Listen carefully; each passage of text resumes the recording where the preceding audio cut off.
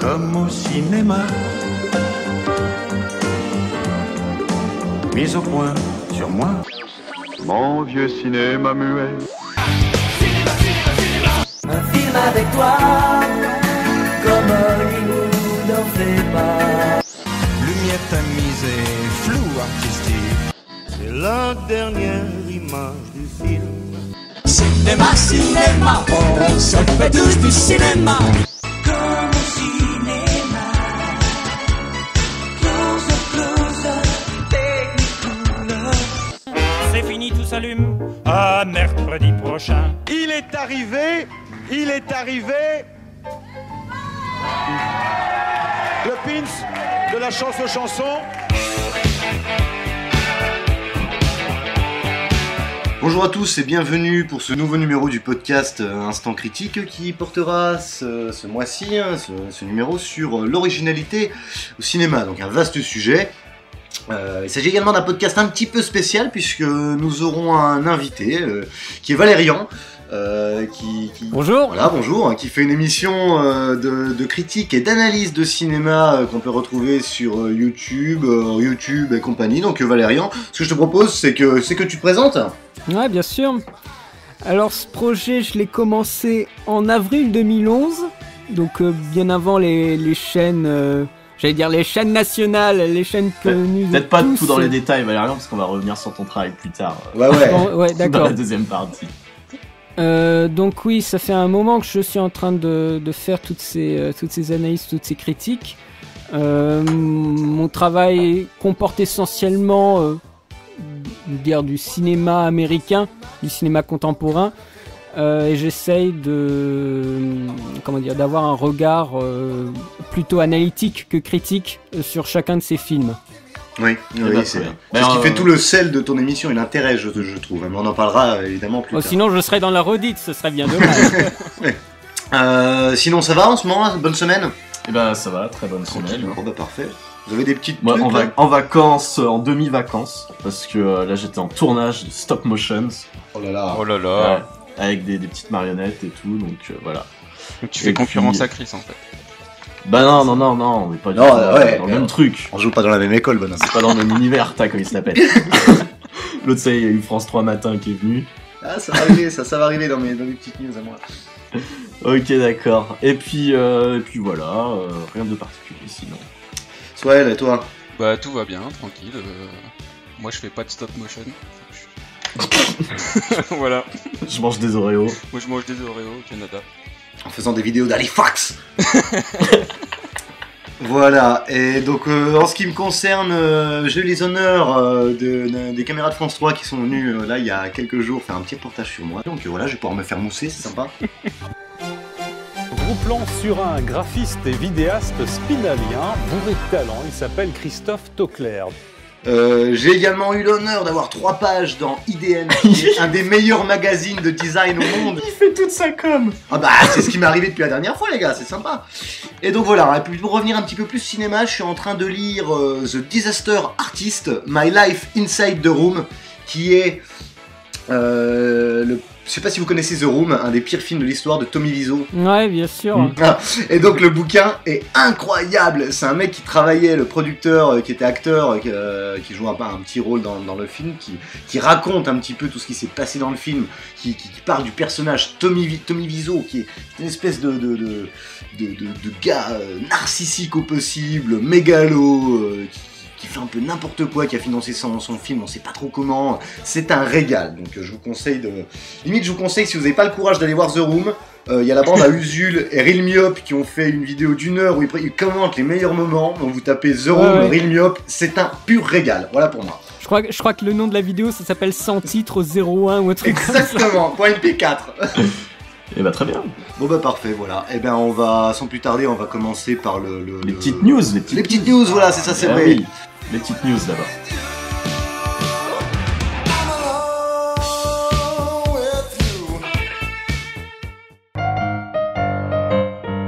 Bonjour. Bonjour. Bonjour. Bonjour. Salut. C'est Brigitte. Brigitte. C'est qui Brigitte? Bah, vous connaissez Samantha dans Her. Moi je suis sa cousine.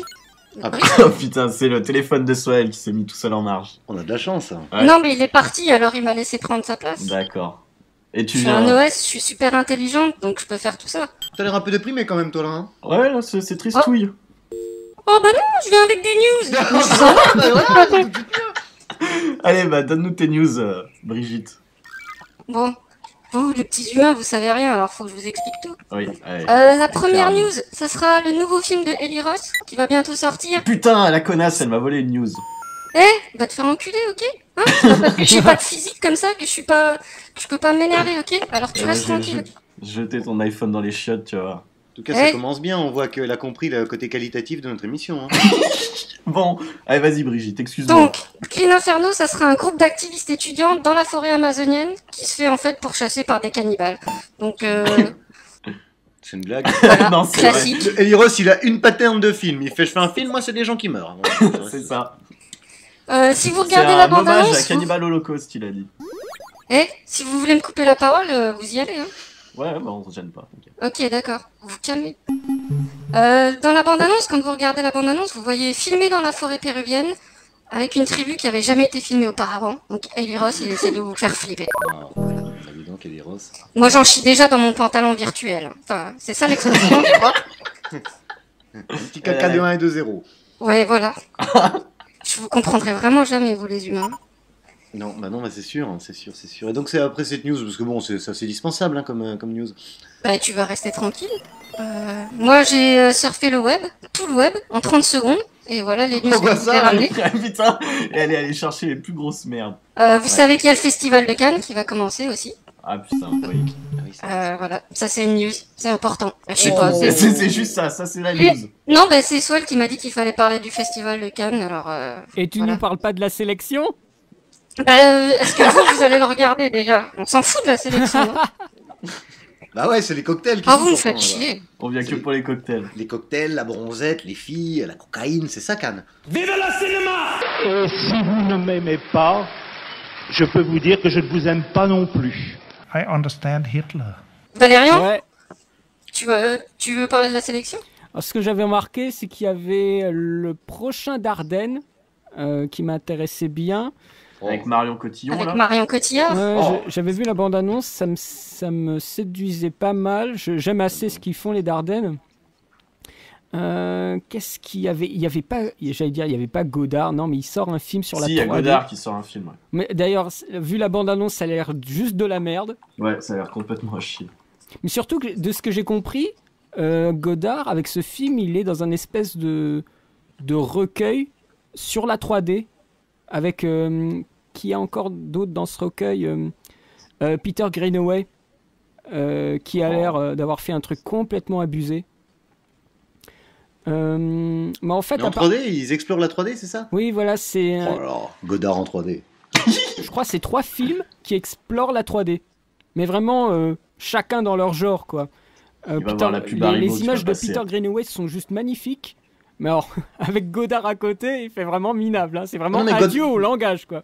Godard avec la 3D, c'est bien. Tu vois, on pourra au moins avoir des couples dans une cuisine qui s'engueulent et on pourra voir les assiettes arriver vers nous. Tout ça, ça va être magnifique. Il y a quoi d'autre un peu? J'arrive pas à trouver la sélection. Non, mais je l'avais vu hier, mais après, ça a été noyé dans une tonne de news un peu ouais, bon, c'est Cannes, quoi. Oui, bon, de toute façon, vous vous en foutez de Cannes, donc j'ai pas regardé plus. Hein. Puis vous me saoulez de toute façon. Ok. Brigitte, autre chose? Prochaine news? Oui, bien sûr. Vous savez que Paul Walker est mort il y a pas longtemps. Quentin, il était très triste d'ailleurs. Mais ils étaient en train de tourner Fast and Furious 7. Donc, pour pas que le projet finisse à la poubelle, c'est ses frères qui vont prendre sa suite. Il le faut pas en 3D? Il parlait de le faire en 3D. Mais ouais, mais c'est beaucoup mieux en 3D. Eh bah ouais, mais c'est ses frères quand même qui vont être là, donc peut-être qu'ils vont altérer leur face. Ou... Un peu de lifting! Quelque chose comme ça. C'est ça. Non, mais c'est quand même bien particulier. Mais comme un lifting comme à la Saruman. Hein. Ah oui, carrément. C'est la tristesse. Non, mais moi surtout, je suis très triste pour Paul Walker de voir qu'il a eu le temps de tourner Brick Mansion, là. Oui. Qui est une espèce de remake de Banlieue 13 en américain, qui a l'air vraiment catastrophique. Alors, bah, écoutez, ça, c'est un film bon pour Chris, je pense. Ah, bah, ça fait toujours un acteur pathétique de moins, hein, écoutez. Oh, t'es méchant avec mon polo. Bah, lui est méchant avec le cinéma, donc voilà. N'empêche que Paul Walker est mort, tout le monde en a parlé, Ivan Reitman est mort, tout le monde s'en fout. Hein. Ouais, bah Ivan Reitman ne faisait plus rien. Oui, mais bon. Et dernière news fil rouge, le film sur Tupac. Tupac. Ça, c'est Les droits viennent d'être achetés. Ah, il m'a forcé. Bah, si tu regardes dans ce qu'il cherche sur internet, il n'y a que marqué Tupac. Oh putain, son historique. D'ailleurs, j'ai regardé un peu dans vos historiques Google. J'ai vu Quentin accélérer la pousse de la barbe. Ça sert à rien de chercher sur Google. Tu trouveras pas de solution. Mais non, mais je vais faire des implants. J'ai vu qu'on pouvait faire des implants de barbe maintenant.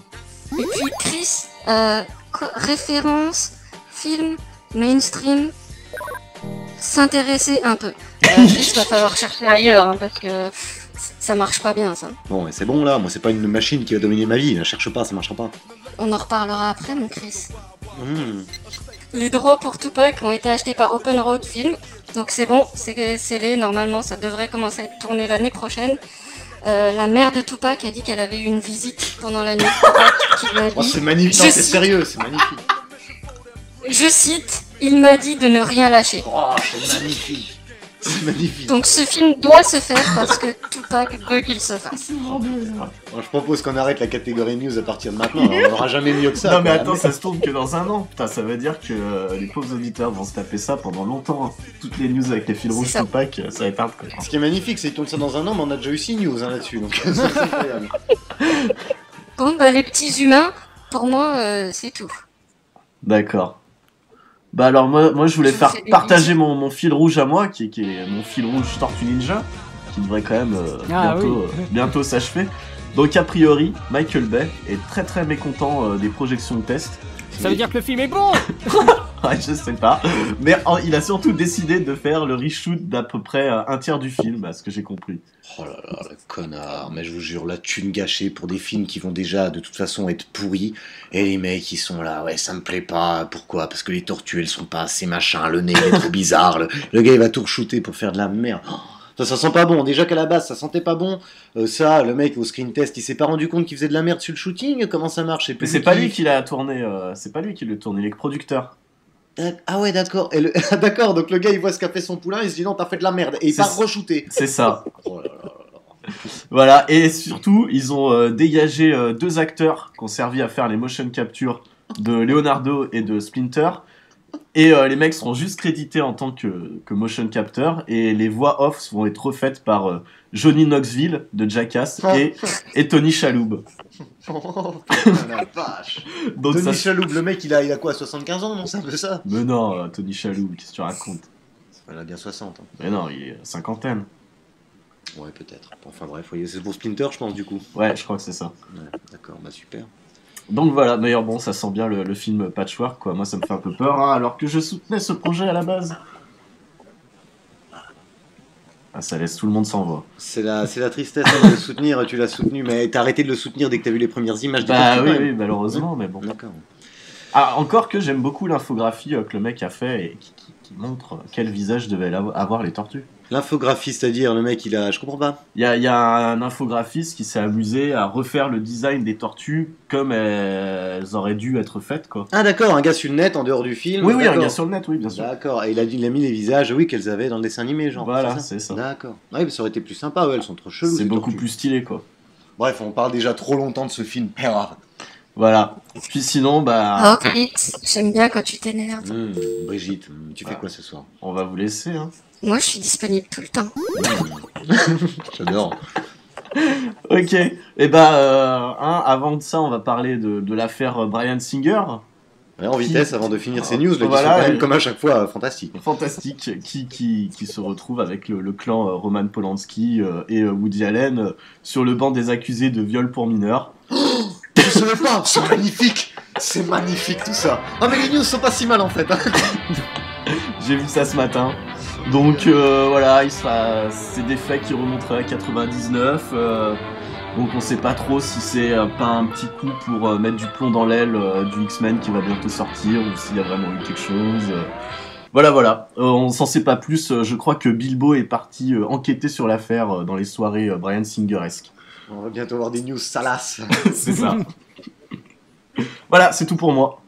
C'est pas mal, hein, c'est pas mal. Moi, je vous cache pas que j'en ai pas, hein. J'ai pas trouvé de trucs intéressants. Donc voilà, j'ai pas de news. Moi non plus. C'est pas grave, Chris. Voilà, c'est triste, mais bon. C'est comme ça.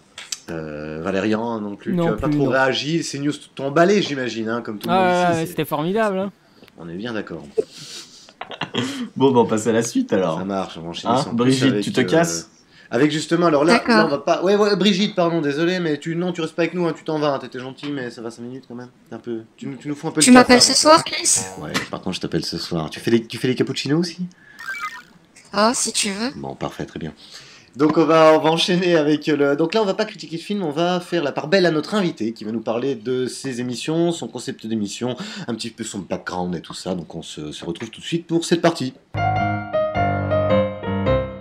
Et bien voilà, donc nous avons l'honneur ce mois-ci de recevoir Valérian qui nous propose des émissions Cinefiles. Alors Quentin a découvert ces émissions, il m'a dit, je vous explique un petit peu, il m'a dit va voir ce qu'il fait ce mec, c'est pas mal et tout. Je me suis dit ah ouais, et j'ai été voir, et en fait je suis tombé sur quelqu'un qui faisait des critiques de films, donc ce qu'on trouve plutôt pas mal sur internet, qui sont quand même très pertinentes, ce qui est à noter. Et j'ai exploré un petit peu ces vidéos et j'ai découvert, messieurs dames, des analyses de films. Le mec prend des séquences de films et il vous fait des analyses, mais comme j'en ai pas trop eu à l'école, j'en ai une ou deux, et c'est vraiment qualitatif, c'est un plaisir. Il y en a qui sont incroyables, il y en a sur Jurassic Park, Matrix, les deux là, je les ai adorés. Le créateur aussi qui est très bon. Ouais, c'est très qualitatif. Et donc voilà, on a l'immense plaisir d'avoir Valérian ici parmi nous qui va pouvoir nous parler de son travail. Mais avant toute chose, je me demandais comment es-tu arrivé à faire ces émissions et quel est ton background au niveau du cinéma, quoi. Ce que tu as aimé, pourquoi tu en es venu à faire ça, est-ce que tu as suivi des études, etc. etc. Explique-nous tout ça. Bon, après, on va dire le background d'apprentissage du cinéma, ça remonte à la 3e. Puisqu'il y avait dans mon école des options de cinéma, donc j'en ai profité. Parce qu'on avait déjà chez nous une sacrée bibliothèque de cassettes et DVD. Après, suite à cela, j'ai fait l'université, où j'ai eu, on va dire, la méthode pour analyser. Mais après, à l'université, ça offre pas beaucoup de perspectives professionnelles. Une fac de ciné, ouais, de com Non, c'était une fac d'art du spectacle. Bienvenue dans au les club. arts du spectacle, il y a théâtre, danse et cinéma. Donc, j'ai bouffé du cinéma, des concepts et des grands auteurs pendant 5 ans. D'accord. À 5 ans, ouais. Mais moi je me suis arrêté au bout de 3 ans à la licence. J'avais pas dans cette optique d'aller faire des cours à l'université, des trucs comme ça, et je me suis rendu compte que c'était vraiment le montage qui me bottait. D'accord. Donc maintenant je suis à Paris dans une école de cinéma pour apprendre le montage. D'accord. Donc tu aimerais bien devenir monteur cinéma, par exemple, télé, cinéma. Dans le meilleur des cas, parce que c'est encore une putain de forteresse. Hein, Ouais. le cinéma pour les gens qui veulent, les nouveaux qui veulent essayer d'entrer là-dedans. Quand on s'appelle pas Boranger, c'est un peu dur. Sinon, la télé-réalité sur TF1, ça peut payer un peu. Mais je sais qu'il y a des copains qui ont déjà fait des dérochages d'émissions de télé-réalité. Quand je les vois le soir arriver en cours du soir, les mecs ils sont tellement out, ils sont complètement déprimés en face. Non, voilà. Si je peux éviter, tant mieux. Ouais, C'est marrant. Mais justement, avant d'entrer dans l'école dans laquelle je suis actuellement, j'ai tenté la FEMIS. Et dans la FEMIS, il y a de l'analyse de séquences. C'est la première épreuve. D'accord. Et donc, je me suis entraîné. Mais après, je me suis dit que ça servait un peu à rien comme ça de s'entraîner dans le vent sans garder, on va dire, en archive tout ce que j'analyse. Oui, c'est pas faux. Donc, j'ai commencé à faire des vidéos. Et encore une fois, les vidéos, c'est pas pour soi-même. Enfin, c'est un peu ridicule de se chamailler avec le logiciel de montage si c'était juste pour soi-même. Donc, j'ai commencé à les mettre sur Internet. Sans me préoccuper des droits d'auteur. Là aussi, ça a été un grand combat. Et à fignoler au fur et à mesure mon analyse et aussi techniquement mes vidéos. D'accord. Eh ben, ouais, en tout cas, on sent que dans tes analyses et dans tes critiques aussi, on sent vraiment une passion, quoi, une connaissance quand même du cinéma qui est assez impressionnante, hein, que je trouve très très très plaisante à écouter. Donc oui, effectivement, ça a été Enfin, je sais pas ce que vous en pensez, mais le fait de mettre des... Moi, j'ai rarement vu quand même des entre guillemets youtubeurs, t'as vu, on est youtubeurs, qui proposaient des analyses de films, quoi. Non, c'est vraiment qu'il y a personne qui fait ça, quoi. C'est vraiment original. Et puis ouais, on sent du coup que t'as une méthodologie pour appréhender le truc, quoi. Ouais, moi je trouve qu'il y en on en trouve quand même quelques-uns. Il y en a qui font des analyses comme ça, mais quand on regarde ce Cinefiles, enfin que tu fais Valérian, on voit que tu sais de quoi tu parles, on voit que c'est pas juste oh bah j'ai regardé la scène et puis regarde là il se passe ça. Enfin c'est pas seulement descriptif, je trouve que quand on en regarde souvent ça se limite vraiment à ah bah oui c'est ça, oui moi aussi je peux le voir quoi, mais quand tu vois quelqu'un qui sait, bah ça se voit que t'as pas commencé hier et que t'as aussi de l'information derrière, je trouve. Donc Oui, il y a une méthode de questionnement qu'on voit une séquence, et c'est vrai que passer 20, 25 minutes, 40 minutes, je crois que pour Jurassic Park, c'était une quarantaine de minutes sur la séquence. Oui, ça, il faut avoir les connaissances et la méthodologie derrière. Après, quant à l'originalité de mon émission, je tiens quand même à souligner le travail d'une autre chaîne qui s'appelle DotProd et qui fait aussi des analyses de séquences. Leur petit problème, en fait, c'est que, et là on en vient aussi à un autre point par rapport à mes vidéos, c'est que leur présentateur, il a pas un super charisme. Et ça, c'est vrai que c'est quand même quelque chose d'assez poussé. Et donc, il faut faire tenir la personne pendant 30 minutes. Et là, il faut que le mec, il accroche son spectateur, voilà, avec une voix bizarre ou une façon de présenter qui est atypique pour garder le spectateur dans la vidéo. Parce que ce n'est pas un petit programme au format standardisé, 6 minutes, 12 minutes, 15 minutes. Ça peut aller des fois, ça peut être très extrêmement long. Donc, parce que j'ai fait une analyse, elle dure 3h40. Donc, c'est un peu le gros pavé, mais que je n'ai pas encore posté. Wow. C'est sur Terminator. Oh là là, j'ai tellement hâte. Alors là, il s'est chié dessus. J'ai tellement hâte. J'ai fait l'analyse de toutes les séquences où il y a le Terminator. Oh, c'est magnifique. C'est magnifique. Et j'en ai retiré des trucs complètement fous. Par exemple, le Terminator, c'est un film sur le travail.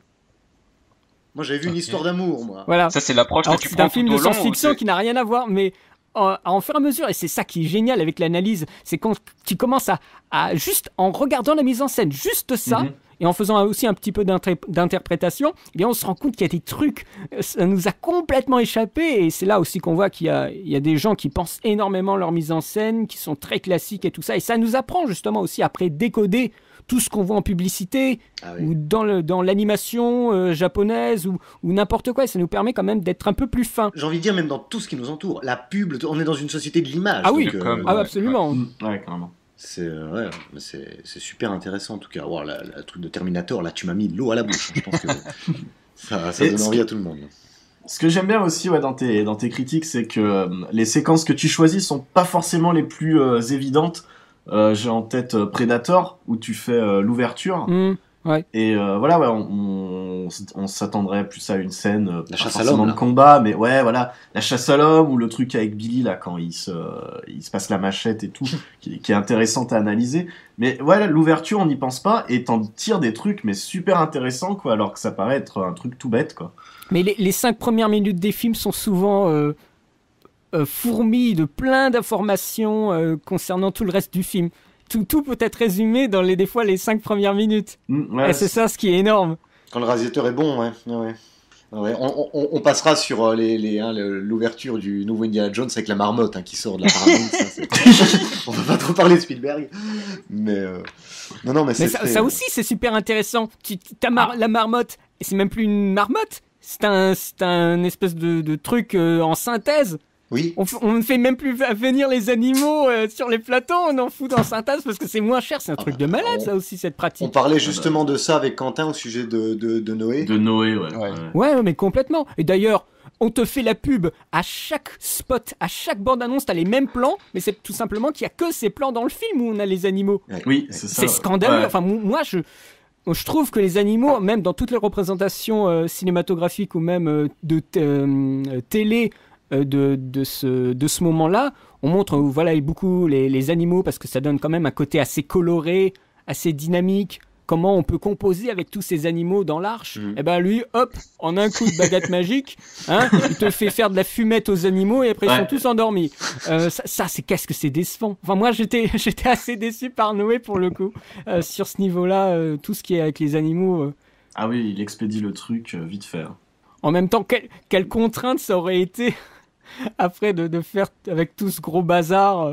Oui, j'imagine. Mais bon. Comme on disait Quentin, après tu peux feinter, après t'aurais peut-être pu faire des plans moins larges, parce que Aronofsky voulait son plan, comme me disait Quentin, où il y avait 4000 animaux là, et donc ils sont tous en CGI parce que c'est pas possible. Mais après je suis sûr que tu peux trouver 4000 trucages, faire des petits plans de ci, de là, séparer les animaux peut-être avec des vitres, enfin je pense qu'il y a peut-être des choses à faire qui auraient été peut-être prises de tête, mais quand je vois le résultat du plan large, franchement les mecs, ils ont fait un copier-coller.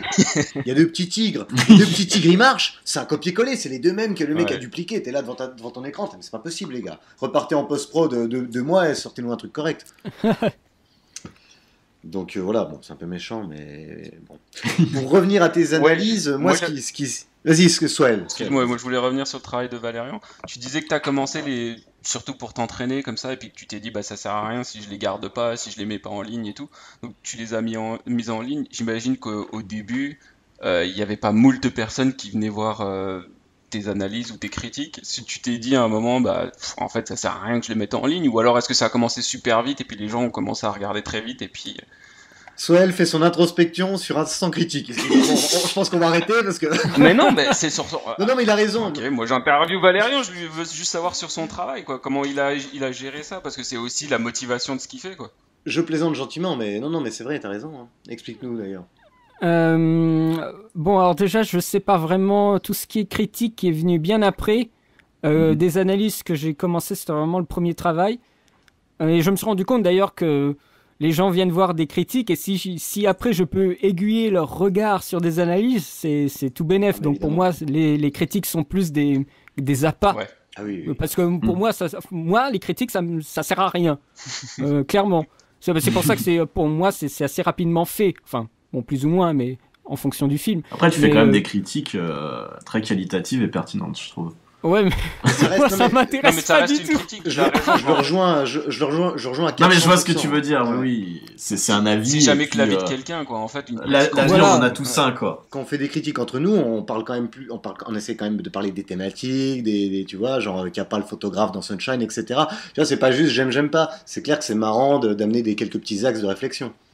Oui, c'est pour ça que je me suis maintenant, avec la forme actuelle que j'ai, ça me permet de faire, un premier balayage en attendant éventuellement une analyse qui puisse intégrer le film, que ce soit dans un corpus ou carrément dans une analyse de séquence. Donc en ayant fait la critique avant, ça me permettra d'avoir pas mal de choses dans la tête déjà incorporées. Mais concernant le premier travail, alors, il faut savoir que j'ai dû refaire ma chaîne 3 fois. Ah oui, parce que justement, au début, je mettais l'analyse directement sur YouTube, et au bout d'un moment, YouTube il a commencé à voir, lui, il commence à avoir un peu des analyses sur des films qu'il n'a pas fait. Alors ça va pas. Donc on te fout des copyrights et tout ça, et on te banne ta chaîne. Donc j'ai dû le recommencer plusieurs fois. Mais je te coupe 30 secondes. Même si tu ne monétises pas, il te l'enlève quand même. Ah ouais. Mais c'est après sur le nombre de vues. D'accord. Que le scanner repère un peu plus certaines. Après, bien sûr, activer le nombre de vues. Alors là, ça augmente, l'attention du scan. D'accord. Ouais, voilà, le balayage du robot. Ouais, exactement. Donc, je l'ai quand même recommencé. Même Vimeo, puisque étant donné que je peux pas mettre sur YouTube, je dois mettre sur une autre chaîne. Ça, Vimeo, et après, pas. c'est un truc pas possible, mais pour l'instant, tout le système que j'ai fait sur ma chaîne, ça marche. Aussi bien les diaporamas de photos, quel que soit le film, que une vidéo qui renvoie à un autre site où il y a la vidéo. Ça, pour l'instant, ça marche. J'ai pas eu de problème de copyright depuis. Même avec les améliorations là, de règles de YouTube là, au début de l'année, j'ai eu aucun problème.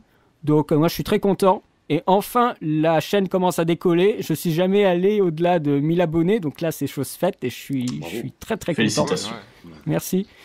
Donc je continue à proposer du contenu. Normalement, en début du mois de mai, je ferai une critique du premier Godzilla et du remake américain de Emmerich.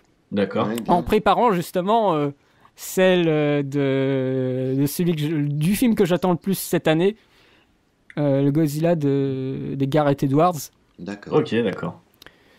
Donc ça aussi plus entraîne vers les critiques que vers l'analyse, parce que ça me prend beaucoup plus de temps de réaliser une vidéo d'analyse que de faire de la critique. Oui, j'imagine, clairement. Ouais. Et d'ailleurs, moi, ce qui m'intéressait, c'est ton process d'analyse. Bon, tu l'as quand même un petit peu abordé, mais tu trouves des trucs qui sont quand même hallucinants. Moi, je repense à... Donc moi, j'adore essayer de trouver des sens. Donc c'est pour ça que ton travail me touche beaucoup, parce que je trouve ça... La surinterprétation, je trouve que ça peut être vachement bien, quoi. C'est un exercice, quoi. Après, faut pas dire le réal. Moi, je pars du principe...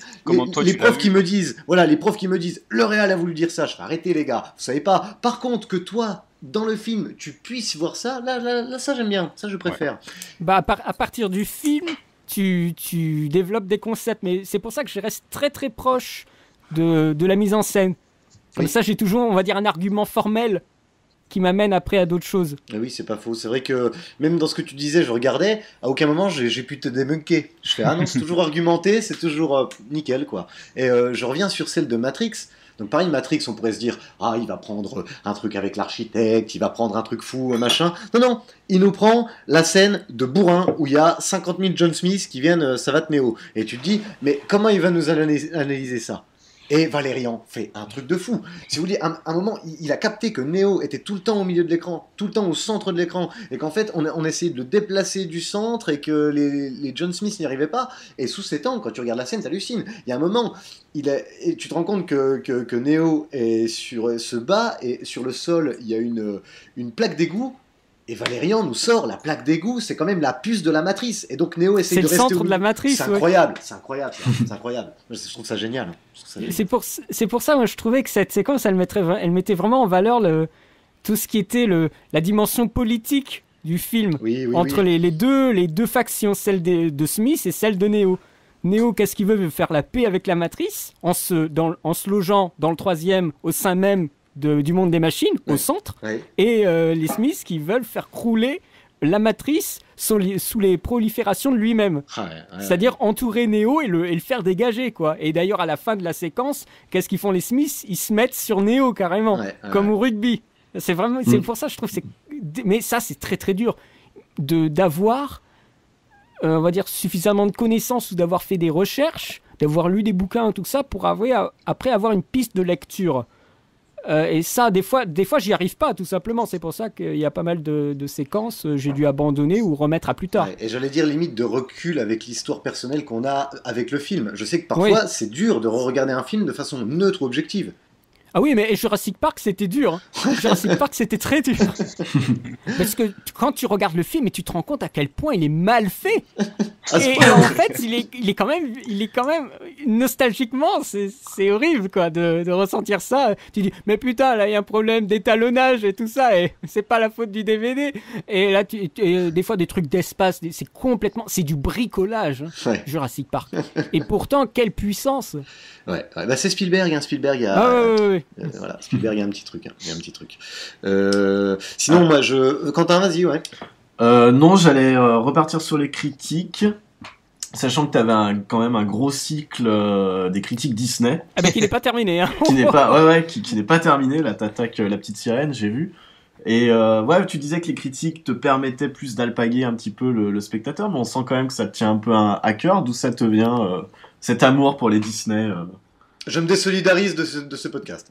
Non, mais c'est quand même particulier. Non, c'est vrai. Bah, tout simplement, on a eu combien ? À peu près une 50aine de cassettes avec des enregistrements de Disney plutôt, Dingo, Donald, plein de Warner Bros aussi. Donc moi, j'étais vraiment nourri particulièrement aux dessins animés de la Warner et au Disney. Quand tu étais plus jeune, c'est ça, oui. Ouais, donc ça fait une sacrée base. J'ai pas du tout été Dragon Ball Z ou des trucs comme ça. D'accord. J'ai commencé à suivre Pokémon, mais après j'ai plus suivi. Attrapez-les tous. Mais voilà. Mais non, mais c'est génial de voir comment les générations ont passé les années 90. Il y en a qui ont été full Disney, il y en a d'autres qui ont été full animé. Voilà. Et ça a des espèces de camps au niveau de l'animation, c'est assez amusant. Il y en a qui ont été full rien du tout. Hein. Moi, les dessins animés, j'ai jamais vu. Là, c'est vrai que c'était Club Dorothée, Dragon Ball Z, Chevalier du Zodiac et compagnie. Ouais. Donc du coup, sachant que... Ah oui, il y a eu un effet déclencheur, c'était une news, alors je ne sais pas si c'était un truc sérieux ou non, sur Allociné, qui disait que Disney allait fermer son département de dessin, d'animation dessin. Et ça m'a séché parce que je me suis rendu compte que même si les derniers Disney, pour moi, ils n'étaient pas très amusants, c'est quand même une sacrée page de l'histoire qui est tournée. C'est la mort d'un parce art, que c'est quand même des... Enfin, Disney, moi, je reconnais cette boîte pour avoir fait des grands classiques en dessin. Et je le reconnaissais pas du tout comme une boîte qui faisait dans le virtuel. Il dédiait ça plutôt à Pixar. Oui, totalement. Maintenant, ils se soient réorientés maintenant. Et avec Réponse et puis la Reine des Neiges. Maintenant, ils avaient fait les mondes de Ralph. Là, ils ont fait la Reine des Neiges. Catastrophe. Qui est d'ailleurs une sombre merde, la Reine des Neiges. D'accord, bon. C'est leur carton quand même, quoi. Quelle merde! On est d'accord. Qu'est-ce que j'étais déçu. Et puis, toi, moi, je bosse dans un cinéma, j'ai dû me taper le générique abusé pendant un nombre de fois. C'était la catastrophe.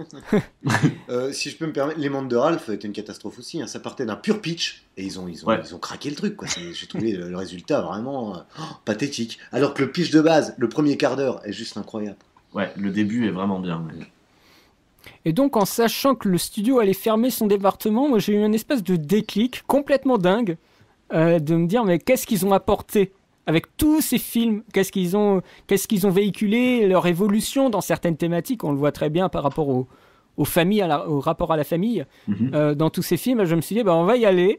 On va essayer de faire une espèce de gros cycle. En plus, je savais que ça allait me rapporter pas mal de gens qui pourraient, et encore une fois, par la suite, regarder d'autres travaux que je fais sur la chaîne, parce que c'est aussi ça. Je me décarcasse pour les analyses et je vois que ma pauvre analyse sur le book de Fassbinder, elle a fait 200 vues ou un truc comme ça. Ouais. Moi, je trouve ça consternant. Alors, justement, je fais des critiques qui peuvent amener des gens à après regarder d'autres contenus sur ma chaîne. Et je me suis dit, mais Disney, non seulement pour moi, ça me permettra de plonger comme ça dans l'histoire de l'animation, la technique, les ressorts dramatiques qu'utilise Disney, et en même temps, je sais que ça va assez intéresser les gens, généralement, qui sont vachement fans de Disney. Il y a des gros sites qui parlent de Disney. Donc je me suis dit, on va y aller. Alors, j'avais l'esprit complètement ailleurs quand j'ai pensé faire toute la rétrospective en 2 mois. Ah oui, oula, ouais. Mais le temps d'écriture, je l'ai pas estimé comme il le fallait. Et j'en suis encore à écrire. Là, je crois que j'ai terminé la critique d'Aladin, le texte. D'accord. Maintenant, il faut que j'écrive la Pocahontas. Je n'ai pas terminé. Je crois que j'ai encore 40 pages à traiter.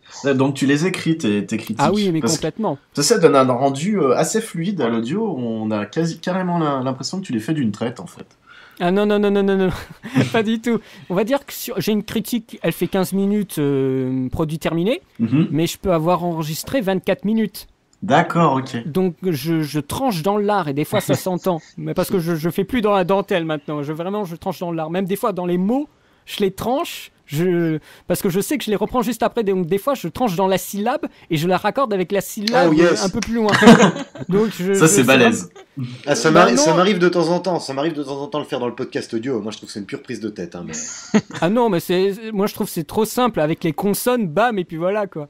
Mais après il faut vachement connaître sa façon de parler, je crois que ça joue aussi. Ce que j'allais dire, toi, t'as quand même une diction qui est assez claire et tout. Nous, quand on fait le podcast, t'as du mal à syllaber, quoi, tu vois. Puis on est 3 en même temps à parler, souvent on parle ensemble et tout, donc... C'est pas faux. Ouais, ça c'est dur.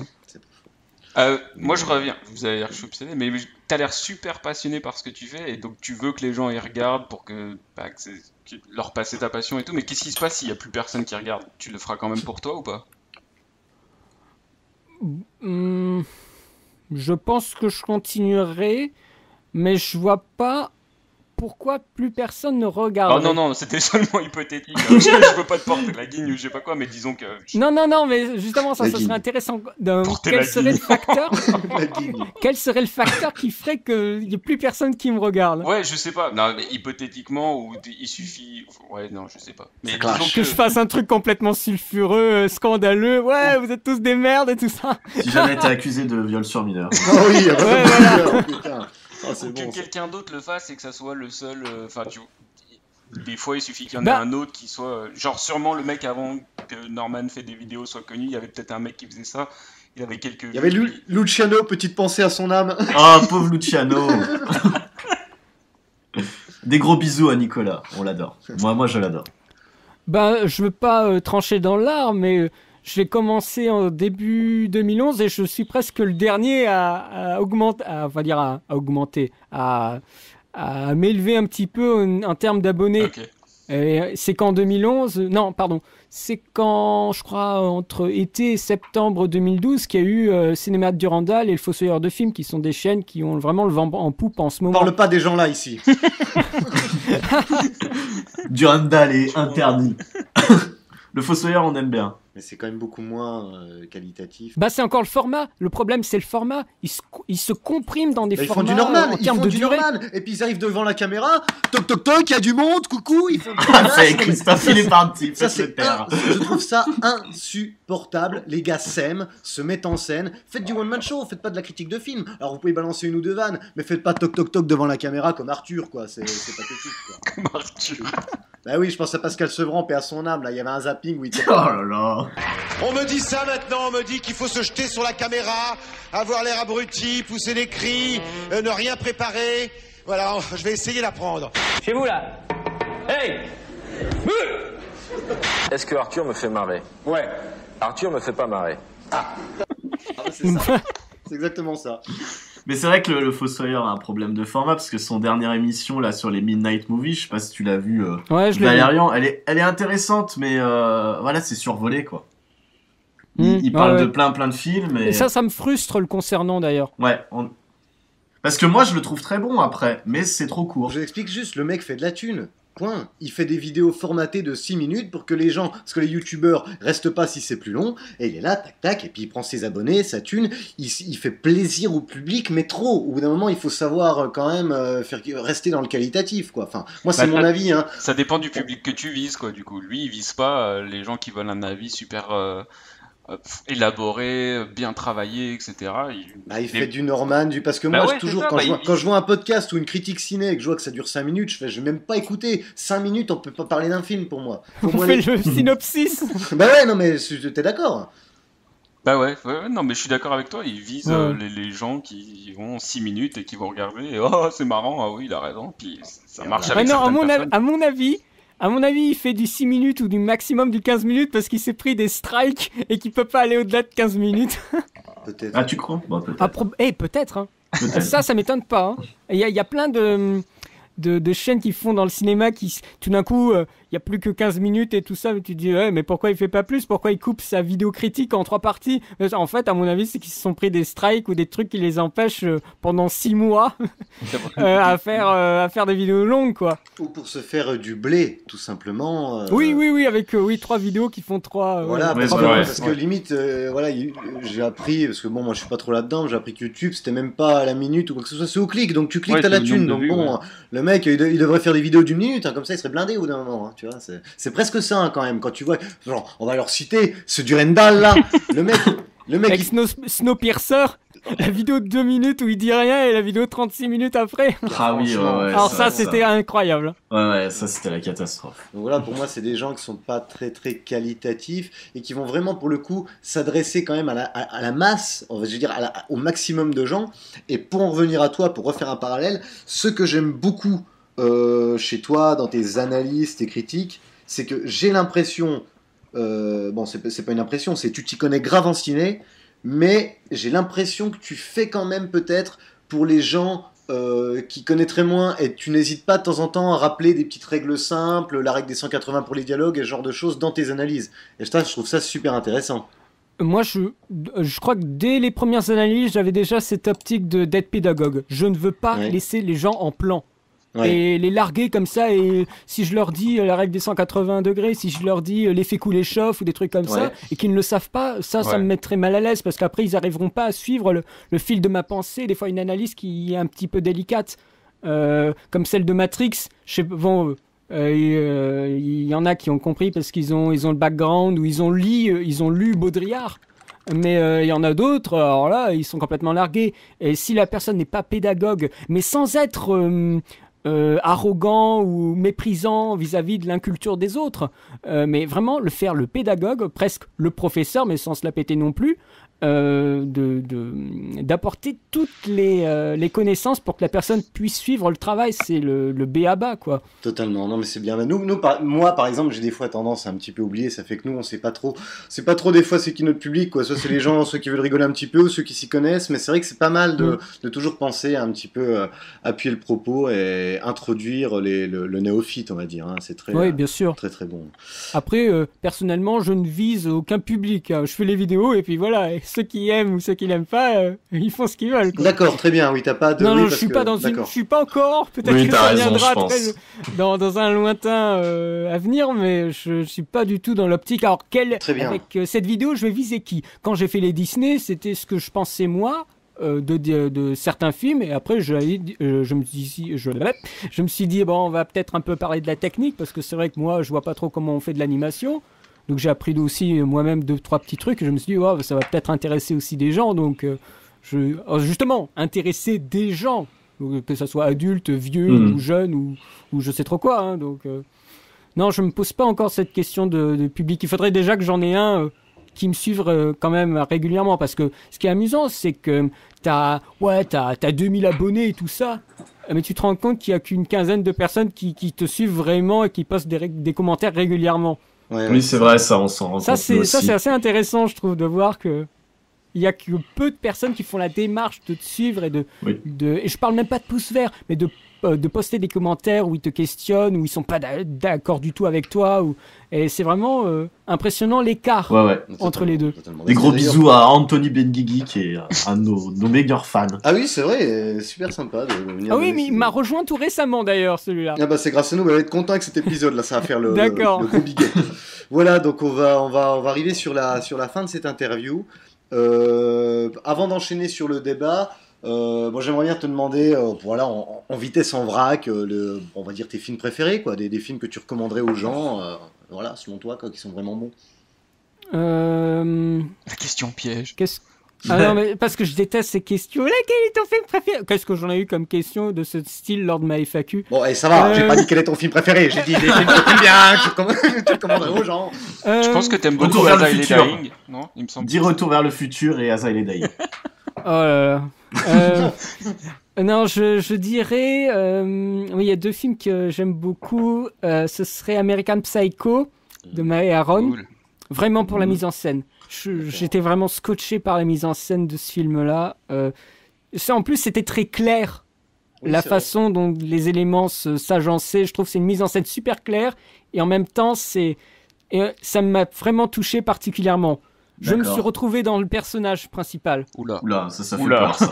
On va raccrocher rapidement. Hein. Mais merci de ton appel.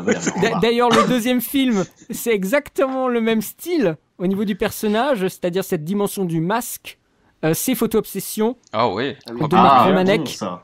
Voilà, avec Robin Williams, cette histoire de développeur de photographie, en plus déjà un métier obsolète. Enfin, je trouve que c'est complètement fascinant par rapport à ce qu'il y a aujourd'hui dans la photo. Et ce personnage qui sait prendre une famille, mais qui n'est même pas... c'est pas malsain. Non. Le mec, il veut juste que la famille se sente bien, et il va tout faire pour déglinguer les travers de cette famille. Et je trouve le rapport, il est complètement fascinant. Là, Robin Williams, il fait vraiment un rôle à contre-courant, et la mise en scène est juste à tomber par terre. C'est encore une fois, c'est un truc très clair. C'est très Hitchcockien.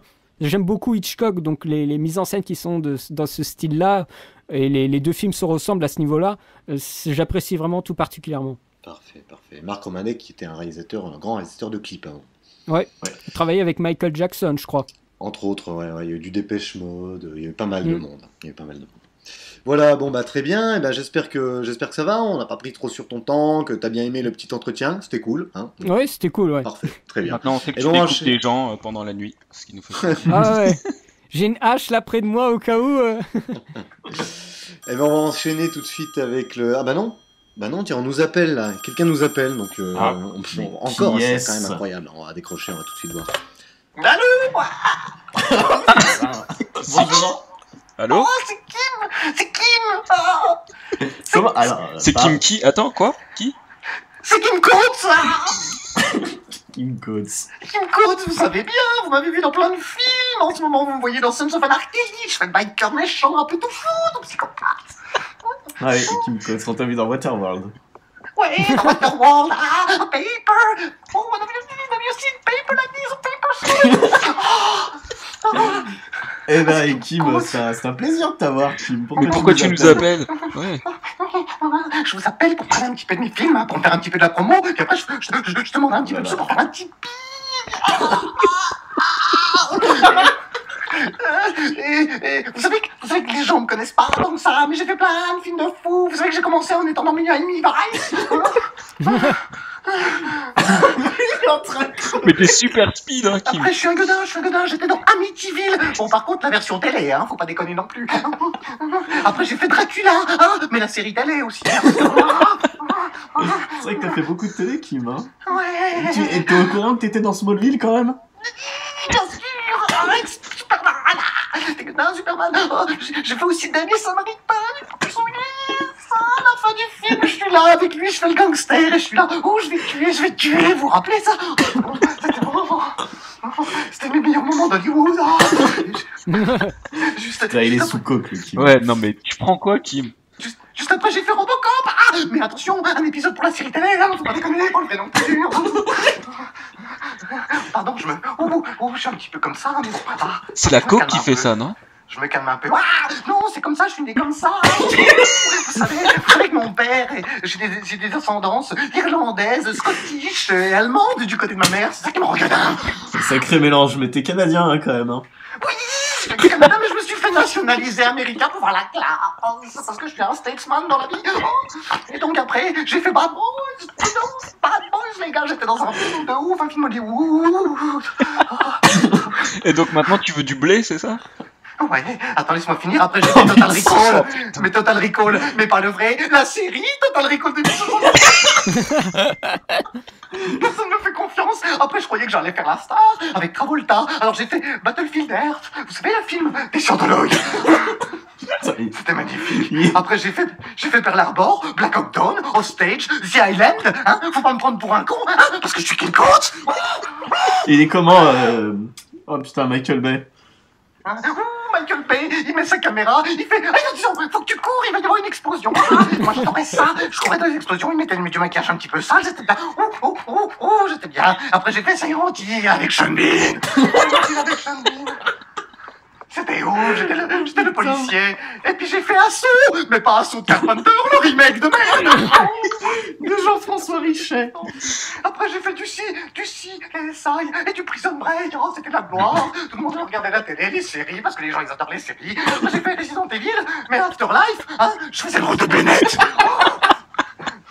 Oh, Bennett. Et voilà, et maintenant je fais Sons of Anarchy, hein, parce que le cinéma, hein, visiblement, il ne met que dans des séries ou dans des remakes de merde.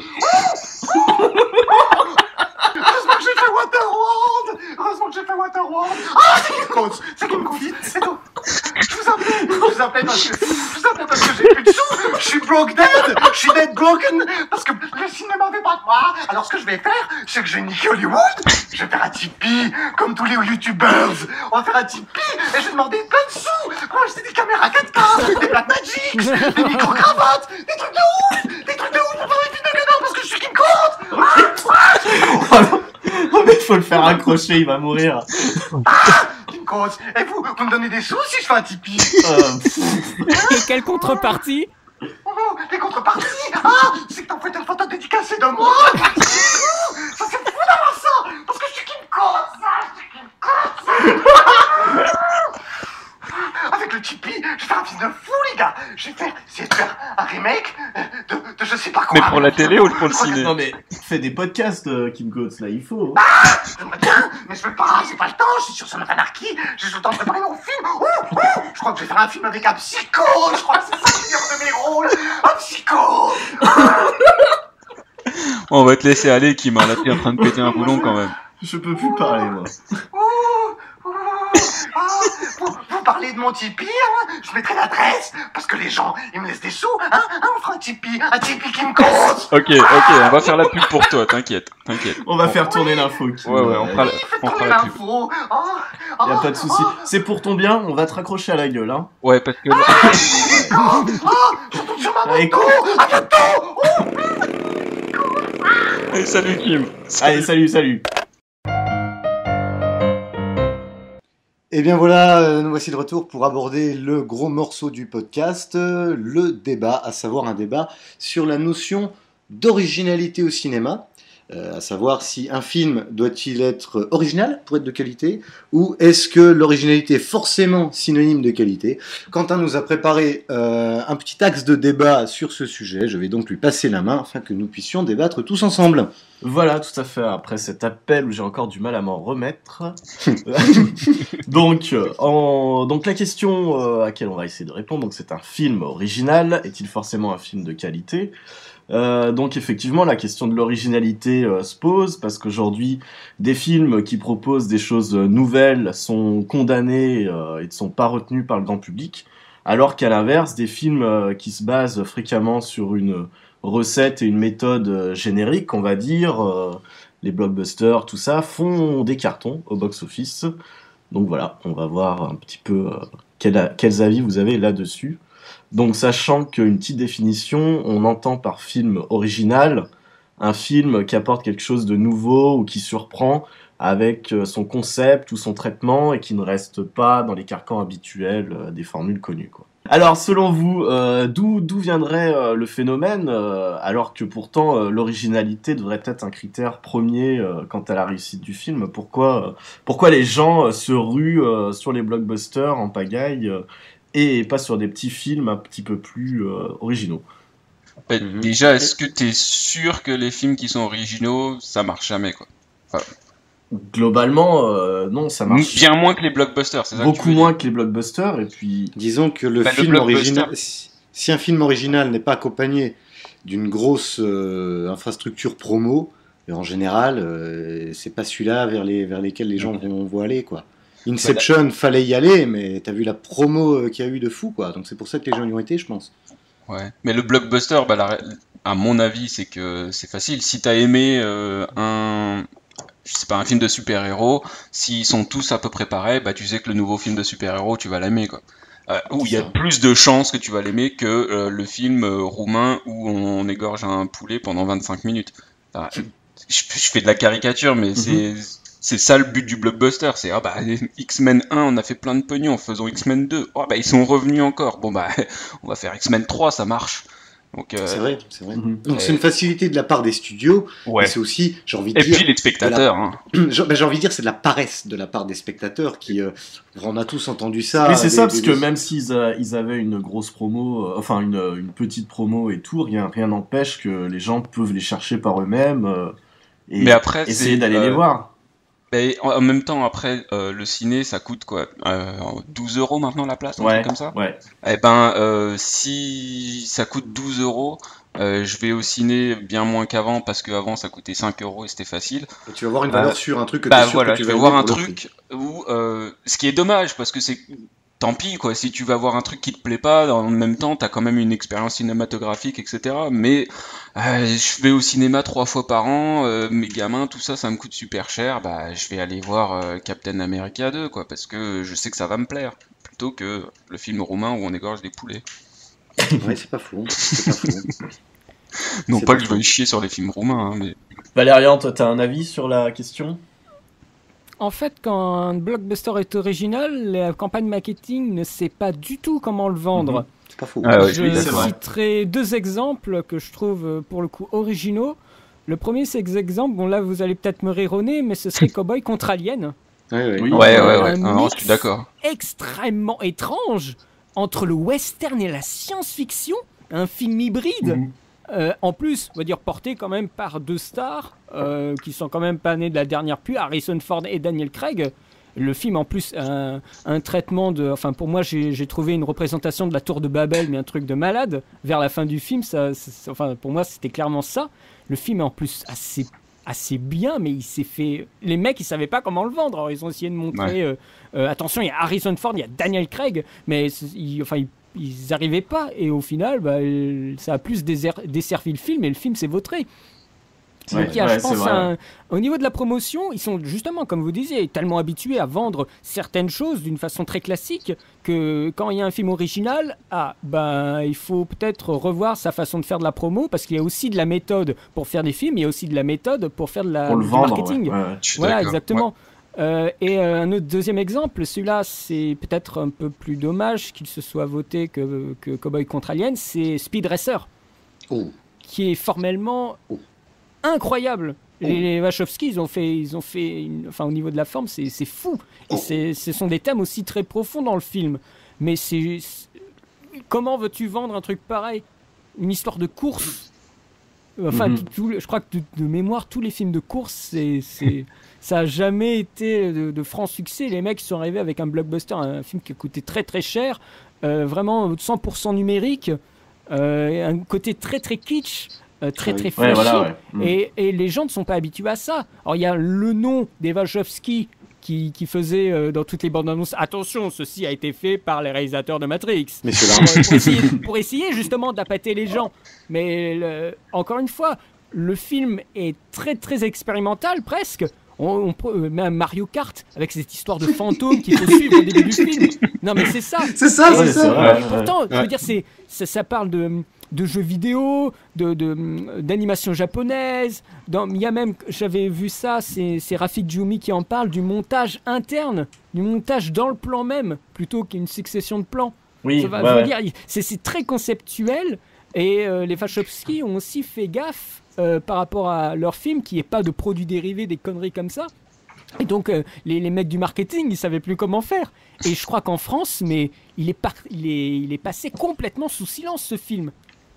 Et après, ça fait des trous béants au box-office et des gens qui vont pas voir le film. Bien qu'il soit brillant, niveau là formel, vraiment formel. Oui, enfin, je mettrais une petite réserve, mais disons que pour moi déjà c'est plus un film visuel qu'un film de course. Pour moi, c'est juste de l'eye candy entre guillemets, quoi. C'est pas grand-chose à part ça, mais c'est vrai que c'est assez. C'est vrai que pour le coup, celui-là est original. Hein. Je me rappelle, après... c'est l'épilepsie assurée. Hein. C'est vrai que c'est un parti pris. Non, mais c'est vrai. Hein. Non, c'est vrai. Ouais.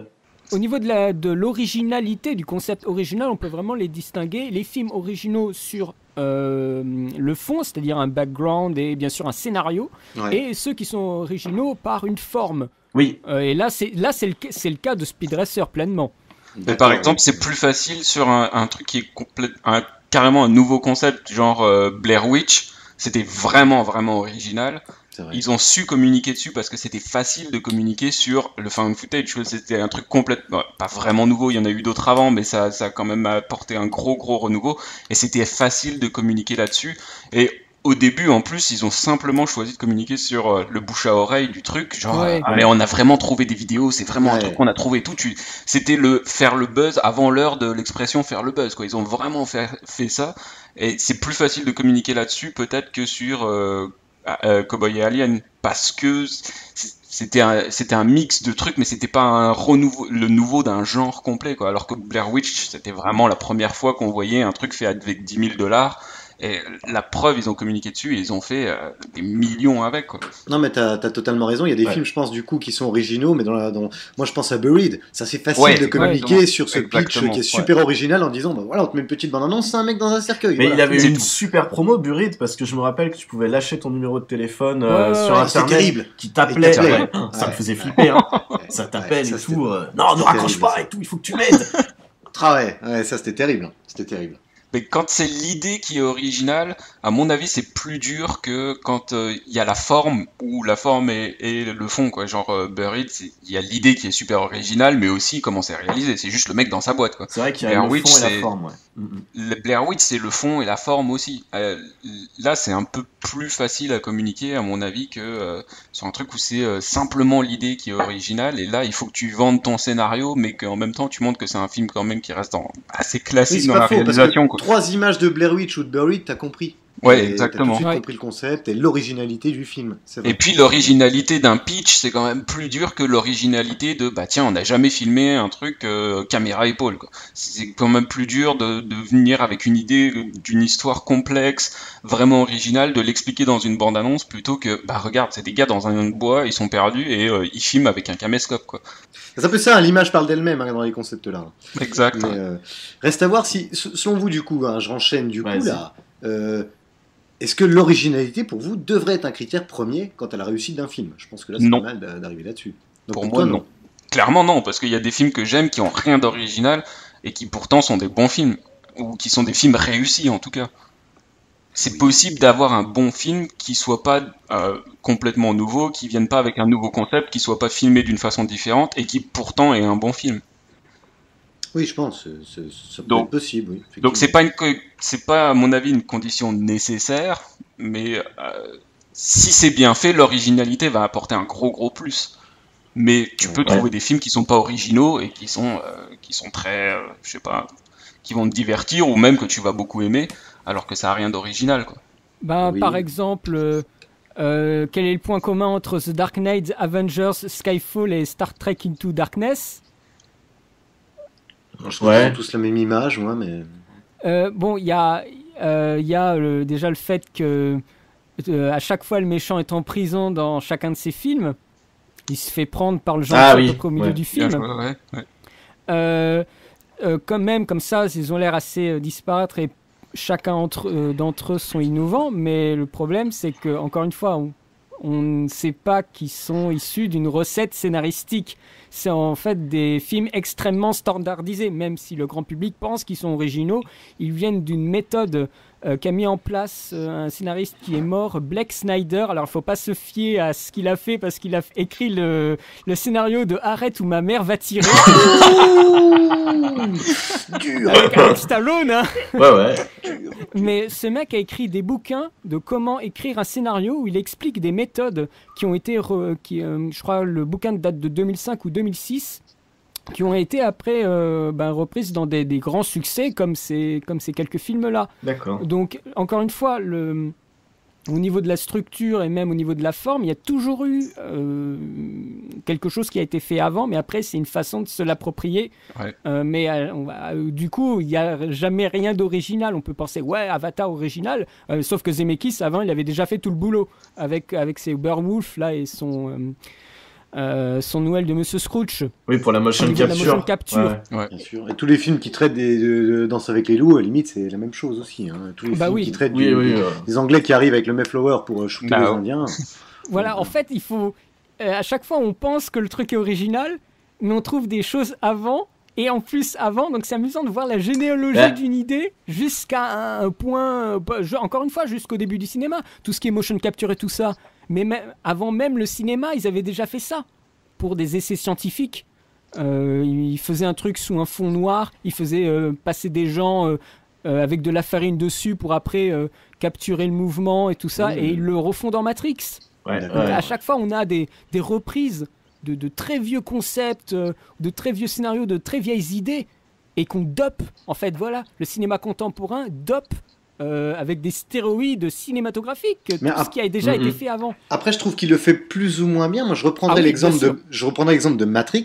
Pour moi, Matrix, c'est quelque chose d'ultra original, mais à la base, c'est un globi-boulga de jeux vidéo, de manga, de cinéma. Limite, dans Matrix, c'est ça le truc, c'est dans Matrix, rien n'est original, mais je trouve que conglomérer tout ça et en faire un film, je trouve ça incroyablement original, personnellement. C'est une hybridation qui est une excellente hybridation de tout ce qui a été avant. Absolument. Mais selon toi, ça en fait quand même quelque chose d'original ou pas, pour le coup? Je n'oserais pas utiliser le terme original. Je préfère carrément dire c'est une hybridation. Je veux dire que le film, je le considère pas comme original, mais officiellement, je préfère vraiment le terme hybridation. Faut le ramener à ce qu'il est, c'est-à-dire un mélange qui est très audacieux et qui a marché. Le public, il a été sensible à ça, parce qu'on pourrait penser, oh là là, c'est trop complexe, les personnes n'arriveront pas à comprendre, ils n'arriveront pas à suivre, mais le pire, c'est que ça a marché, et dès le premier. C'est ça ce qui est fort. Là aussi, la com a été énorme sur Matrix. Enfin, ça aurait pu être tout, parce que le bouche à oreille a été ouf aussi. Sur quoi?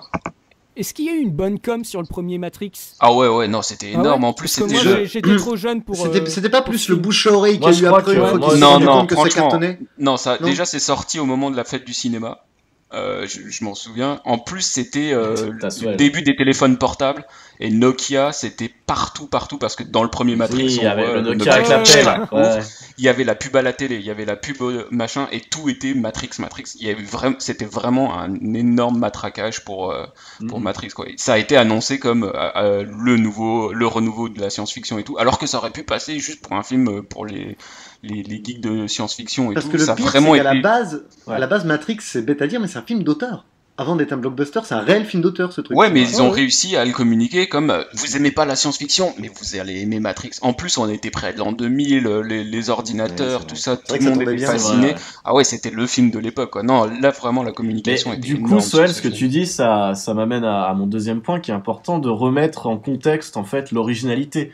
C'est comme Star Wars, qui était ultra original dans les années 70, qu'il l'est beaucoup moins aujourd'hui, avec tous les œuvres de science-fiction qu'on a maintenant. Disons avec tout ce qui s'est passé depuis les années 70, tu regardes Star Wars maintenant, tu dis oui, c'est un film basique de SF, alors qu'à l'époque c'était fou. Voilà. C'est ça. Et alors qu'à l'inverse, par exemple, le Dredd chéri de Christophe, qui est quand même hyper original aujourd'hui, ne le serait pas du tout s'il était sorti dans les années 80. Mais je trouve que là, t'as encore un meilleur point avec Dredd, parce que Star Wars, c'était le premier d'un truc, donc c'est normal que c'était original, et une fois que ça a été fait, ça peut plus être original, puisque ça a déjà été fait. C'est les premiers arrivés qui sont servis, en fait. Voilà, c'est ça. Donc, Star Wars, c'était le premier, ça a été original. Bon, bah, si on le faisait aujourd'hui, ça serait plus original, parce qu'il y en a des tas qui l'ont fait après. Et l'originalité dans Dredd... John Carter s'est vautré. Oui, c'est vrai. John Carter n'a pas marché. John Carter n'a pas du tout marché, ouais.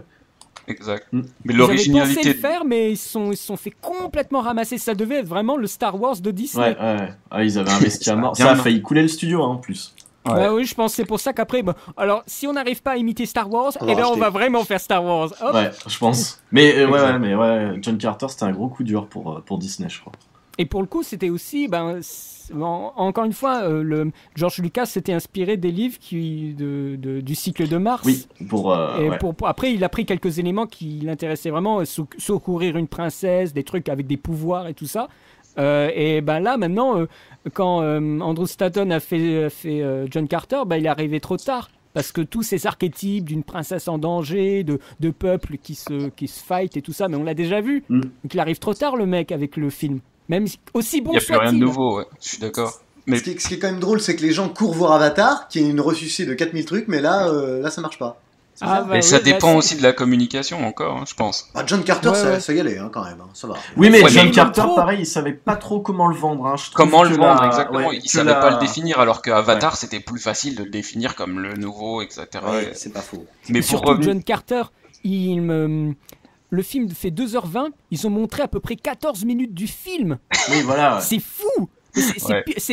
On dirait qu'ils se faisaient la concurrence entre John Carter et Spider-Man. Alors qui montrerait plus d'extraits que l'autre. C'est complètement fou, quoi, cette pratique. Ouais, alors que justement, Avatar, il s'est contenté des bandes annonces et ça suffisait, il y avait un engouement. Attendez, au Comic-Con, ils ont fait les shows quand même, ils donnaient 15 minutes. Au Comic-Con, ils ont fait les connards. Un an avant la sortie du film, Cameron, il était là. Venez, on vous passe un quart d'heure du film, les gars. Ce que je trouve totalement ridicule d'aller voir un quart d'heure du film et ressortir en disant j'ai vu le début d'Avatar, c'est bien, gros. Parce qu'en plus, dans un an, comme tout le monde, je le verrai en entier. Moi, j'ai pas besoin de voir un quart d'heure comme ça pour rigoler, quoi. Mais la règle générale, c'est moins t'en montres, plus les gens vont être attirés. Mais là, c'est faire un mini buzz, Chris, parce qu'il l'avait montré uniquement au Comic-Con, donc je sais pas, il y avait peut-être un public de 500 personnes qui ont vu ça. Oui, c'est vrai. Oui, mais c'est très malin. Il se dit avec Internet, les gars-là vont aller sur tous les forums. Oui, c'est ça. Ils vont faire la propre promo à ma place, quoi. C'est ça qui est charmé. Ouais. Mais pour revenir à ce que tu disais, Quentin, avec Dredd, là, c'était vraiment intéressant, je trouve, parce que c'est original alors que ça a déjà été fait. C'est juste que c'est original de le refaire longtemps après, parce que ça n'a pas été fait pendant une période. Alors que ça aurait pu, John Carter, comme vous disiez, ça aurait pu être le même cas, mais ça a été mal fait, alors que Dredd... mais malheureusement, Dredd s'est vautré. Et malheureusement, il s'est vautré, ouais. Mais même c'est si peut-être aussi comment il a été vendu, quoi.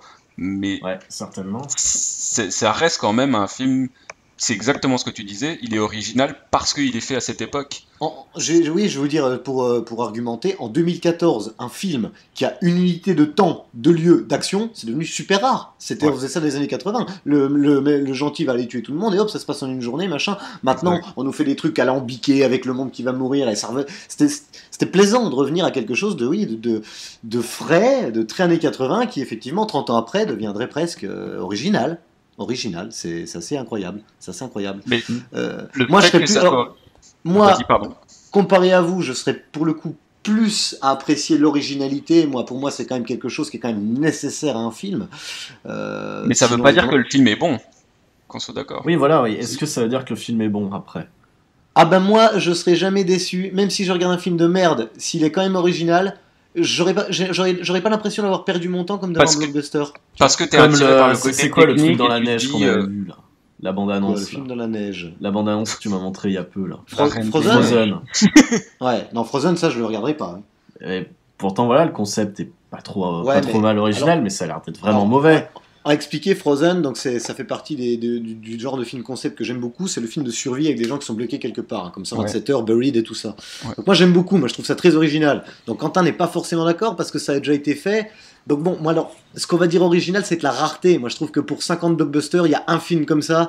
Donc je considère encore ça comme des choses originales. En revanche, on a vu le trailer d'un film qui s'appelle Frozen, avec des gens... c'est un petit peu un spin-off des Bronzés font du ski, où quand le mec s'est coincé sur le télésiège là. Et ben c'est ça pendant 1h30. Donc j'ai vu le pitch, je me suis dit pas mal. Et en le regardant, en fait, c'est un slasher pourri avec des ados mal joués, mal filmés. Et bon, effectivement, là, c'est vraiment l'argument de l'exemple du bâtard. Effectivement, ça, même si le pitch, le concept est original, je vais pas regarder ça parce que je vois bien que le traitement est vraiment fin nul, quoi. Mais par toi, exemple, tant qu'il y a de la recherche technique, enfin, tant que quelqu'un a essayé de faire un truc différent, tu te dis bah il y a quand même du travail derrière, donc ça m'intéresse quand même. C'est ça que tu dis. Moi, je trouve, je serais plus comme ça. Je prendrais l'exemple de Looper. Truc sur le voyage dans le temps, ça a été fait 60 000 fois. Et ben, je trouve que dans Looper, il y a eu des trouvailles, des trucs originaux sur le voyage dans le temps. Le mec qui se scarifie, bon, peut-être que ça a déjà existé 1 ou 2 fois. Moi, j'ai jamais vraiment vu ça. Et je trouve ça très original. Et personnellement, vous m'enlevez tous ces aspects originaux dans Looper, bah, je trouve que le film est passable.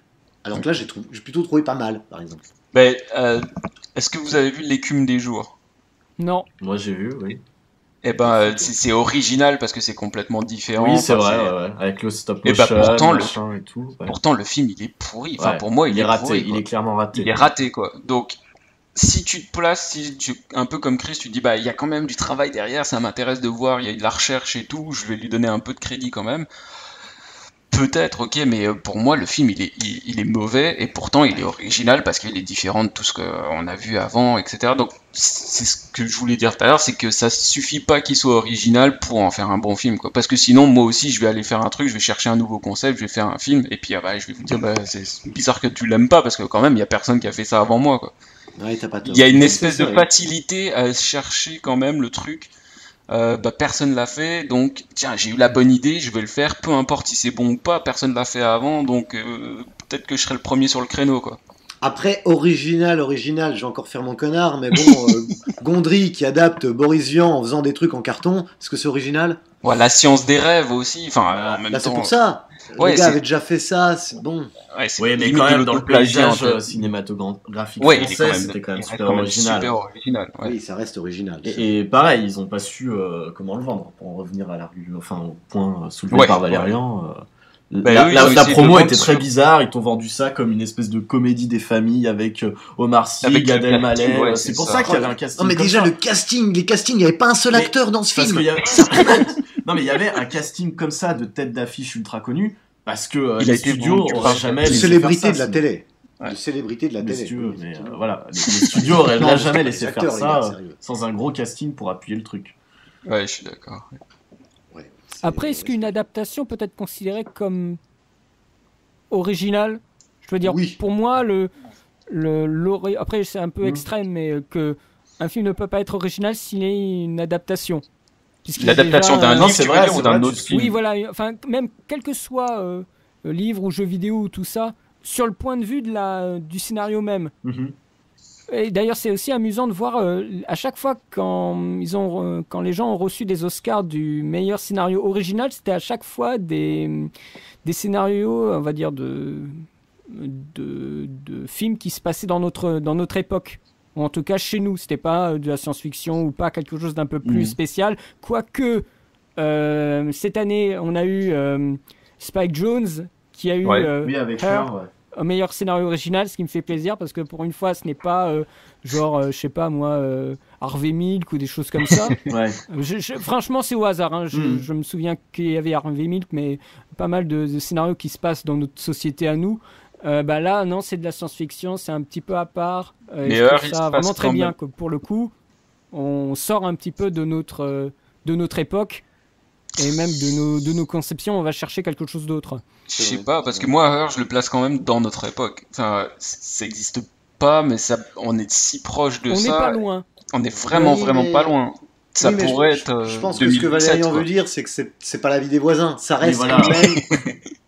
C'est pas le couple qui s'engueule dans la cuisine, c'est ça que tu veux dire? Ouais, un petit peu, tu vois, c'est quand même très imagé, on est quand même loin de notre terre-à-terre, même si ça se passe presque dans notre époque, c'est peut-être ça, je me permets. En même temps, je veux dire, adaptation, on a tout, on a même jusqu'au dialogue si on le voulait. Oui. Donc en termes d'originalité, c'est plus sur la forme pour le coup qu'on peut innover. Si on veut. Ça dépend. Ça me. C'est vrai. Non, mais puis même pour aller dans ton sens, l'industrie en tout cas fait la distinction vu que t'as les récompenses meilleur scénario et meilleur scénario original. Mais ça dépend de la définition d'original, comme t'as dit Quentin. De toute façon, original, est-ce que c'est le mot au sens propre, genre ça n'a jamais été fait avant, c'est origine, le premier, ou original comme Chris a dit tout à l'heure, pour 50 blockbusters, il y en a un qui est différent, même si ça a été déjà fait avant, c'est original par rapport à ce qui est à ce moment-là. Donc il y a un peu des deux, la rareté fait forcément partie de l'originalité. Exactement. Donc, plus ou moins, ça va pas être 100% original, mais tu te dis, dis donc, ça faisait 10 ans que j'avais pas vu un film comme ça, c'est original, je pense que je peux le dire, tu vois. Voilà, c'est ça. Sinon, pour en revenir à l'adaptation, je trouve qu'il y a quand même certains. Je trouve que ça peut être original. Je prendrais peut-être l'exemple de. Peut-être Blade Runner, tu vois. Quand tu lis le bouquin et quand tu vois le film de Ridley Scott, bon, c'est la même histoire. Mais je trouve qu'il y a quand même tellement de choses qui diffèrent. On a vraiment la vision propre d'un cinéaste, je trouve, dans ce film. Qui fait que, bon, quand tu lis le bouquin, t'es vraiment dans de la SF un peu plan-plan, limite drama. Et lui, il nous en a fait un polar quand même métaphysique. Bon, là, je trouve qu'il y a quand même un putain de boulot même si encore une fois, il a repris les visuels de Moebius, etc. C'est aussi un mix de plein de choses, mais je trouve que ça en fait un film quand même original comparé au roman, quoi. Ce qui n'est peut-être pas forcément le cas de beaucoup de choses. C'est pas faux. Et dire qu'il veut en faire un deuxième, hein. Faut pas qu'il fasse ça. Il nous a déjà fait Prometheus. Hein. Bon, Ridley. Il est en liste pour le deuxième, là, Prometheus. Il termine son Exodus et après c'est parti. Hein. Et la tristesse. Donc Prometheus, qui n'était. Moi, j'ai plutôt pas trop mal aimé, tu vois, même si je reconnais qu'il y a 4000 défauts. Mais est-ce que c'était original? Mais d'ailleurs, est-ce que des suites sont originales? La Retour vers le futur 2, franchement. Je suis bien d'accord. Ah oui, c'est vrai que le deuxième se permettait des choses. Le deuxième, il revisite le 1 en remettant des plans du 1, en faisant passer Marty dedans. J'ai trouvé ça fou, hein, les Retours vers le futur, c'est incroyable. C'est vrai. Après, effectivement, le 3, c'est plus une reçue, le 3 serait peut-être moins original. Même si je trouve le 3 et le mec, il s'est fait plaisir, quoi, avec un petit hommage là, parce qu'il avait jamais fait de western. Zemeckis. C'est ça, avant. Ouais. Il s'est dit, on va se faire plaisir là, un petit western. Ah, mais on le sent, ouais. Ah, mais moi, de toute façon, j'aime le 1, 2 et 3, Retour vers le futur, voilà. Après, les suites, m'engueulez pas, les gars, mais franchement, Highlander 2, comparé au 1, il est original, hein. Avec Sean Connery qui fait de l'overboard. Pour le coup, oui. Pour le coup, mais peut-être trop, lui. Il fait partie de mon exemple pour dire qu'un film, il peut être original, mais pas terrible. Mais en même temps, quelle version t'as vue? Il y a 6 montages différents du film. J'ai vu la version. Je saurais pas te dire, en plus, j'ai vu ça en VHS, moi, alors. Oui, avec les extraterrestres, C'est plus des humains, Sean Connery et l'autre, c'est des extraterrestres. Moi, j'ai vu celle-là, Parce que je sais qu'il y a une version anglaise, une version américaine, une version française, une version française Canal+. Il y a aussi une version originale et il y a une version de la Director's Cut. Alors, va trouver l'originalité dans toutes ces versions. Moi, je veux voir la version de Christophe Lambert. Sinon, pour reparler... attendez, non, je crois que j'ai zappé. Je voulais dire un truc, mais j'ai zappé, donc allons-y, mais c'est pas grave. Eh ben non, alors Soël a répondu à... Si. C'était pour les suites et l'originalité. Oui. Par exemple, pour moi, un film peut être original sans vraiment être original, mais s'il se démarque des carcans des films du genre, je prends par exemple le Universal Soldier Day of Reckoning, qui n'a rien à voir avec les Universal Soldier avant, et qui a un espèce de mix pas très inspiré d'Apocalypse Now et des films de Gaspard Noé, mais au final, je trouve que ça fait quand même quelque chose qui est super original dans le genre. C'est un mindfuck bourrin. C'est la première fois que je voyais ça au final, je crois. Un espèce de mindfuck qui se veut bourrin comme ça, film d'action qui part en vrille. C'est original ça. C'est original et c'était pas mal. Et c'était une suite. Mais c'est presque pas une suite en fait. C'est presque genre juste une. Un standalone. Presque. Ouais, c'est presque une franchise quoi. Ils ont utilisé la franchise Universal Soldier, mais en fait ça aurait pu être peut-être pas n'importe quoi d'autre, mais c'était pas vraiment la suite d'un autre avant quoi. Oui. Donc ça leur permet de faire un truc différent. Mais ouais, je suis d'accord avec toi, c'était différent. Mais pour le coup, c'est l'originalité qui a permis ça et qui fait quand même que pour moi, ils se démarquent des films médiocres que sont les autres, quoi. Alors le 1 qui est tout juste passable. Le 1, ouais. On est d'accord. Mais encore une fois, ces films ont beau être originaux, mais ils sont pas vus par beaucoup de personnes. Oui, c'est pas le grand public qui va y aller. Ça aussi, on peut dire, ouais, ce film, il est trop original et tout ça, mais personne l'a vu. C'est pas grave, de toute façon. T'es le seul à dire, à hurler presque dans la rue, il est original, mais il y a personne qui le regarde. Bah, c'est un peu ma vie de tous les jours, ça. Même ça fait un peu peur aux gens aussi, je trouve. Je pense. Ça. Des fois, les gens ils disent original, ouais. Bah, ce que tu disais, Soël, au départ, c'est que les gens, ils ont besoin d'une valeur sûre.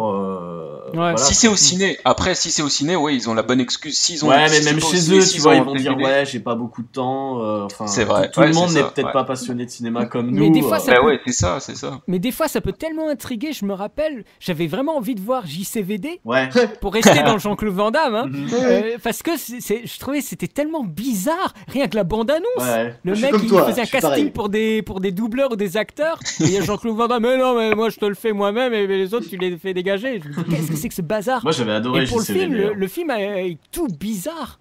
J'ai beaucoup aimé. Rien que le premier plan, ça montre déjà que le film, il va pas être. Il se moque en fait de standards et de recettes. C'est ça, ouais. Et la première scène, tu parles de la scène du plan séquence où ça s'arrête là. Ah oui, elle est magnifique. C'est magnifique. T'as la façade qui tombe. Ouais. C'est magnifique ça.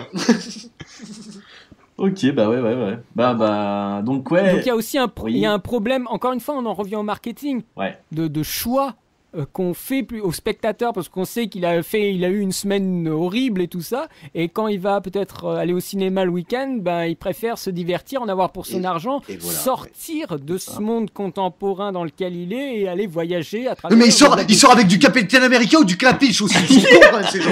C'est merde. Après, ceux qui ont la carte, ils regardent n'importe quoi. Hein. Ça sera la même chose pour la littérature. Enfin, les gens qui lisent pas beaucoup, qui lisent une fois pendant l'année, pendant l'été, parce qu'ils ont du pas le Marc temps pendant Lévy, l'année. ces connards.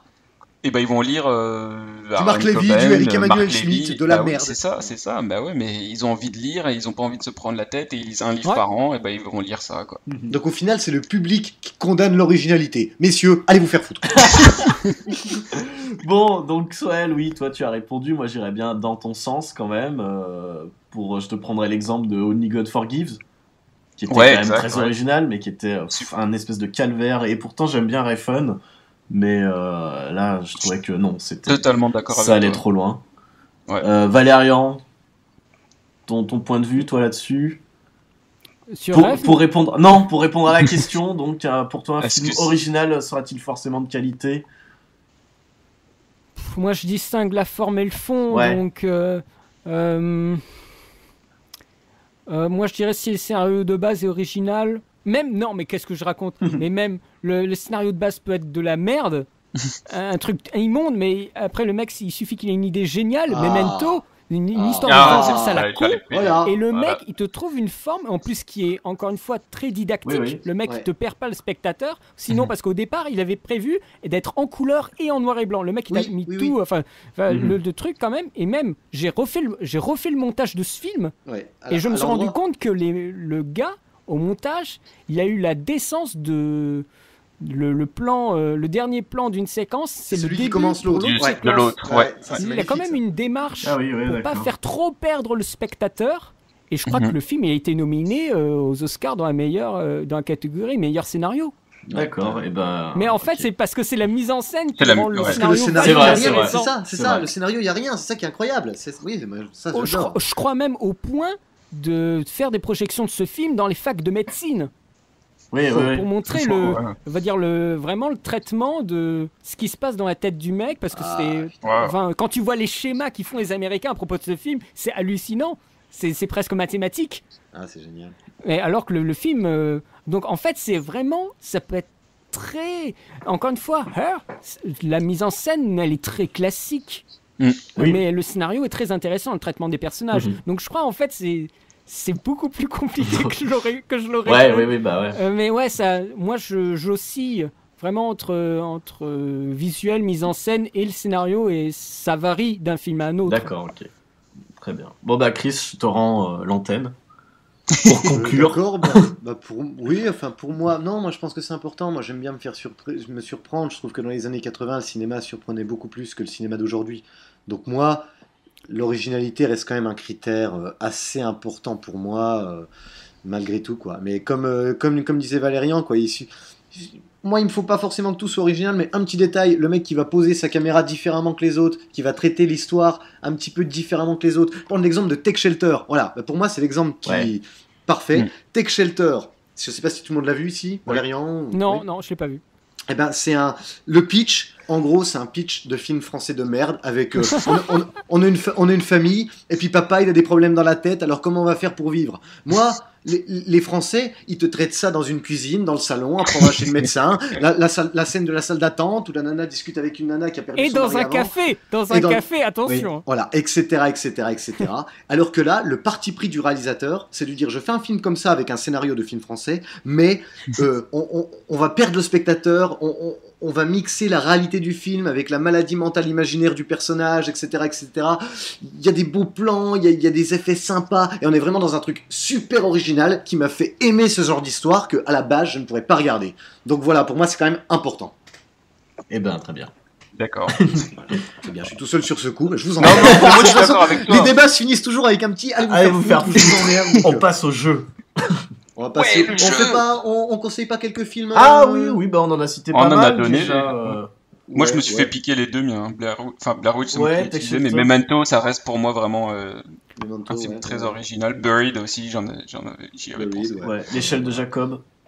L'échelle de Jacob, très bon, très bon, très original aussi dans le traitement, dans la surprise, surtout si tu remets à l'époque, quoi. À l'époque, il n'y avait pas beaucoup de mindfuck de fou de genre, donc c'était assez fou, J'ai pensé, est-ce que Usual Suspect, il était au début de toute la gamme où il y avait le twist à la fin et tout? Est-ce que ça en fait un original ou pas, quoi? C'est vrai que c'était un petit peu un des premiers films à twist. Parce que, je pense que ça a lancé un peu...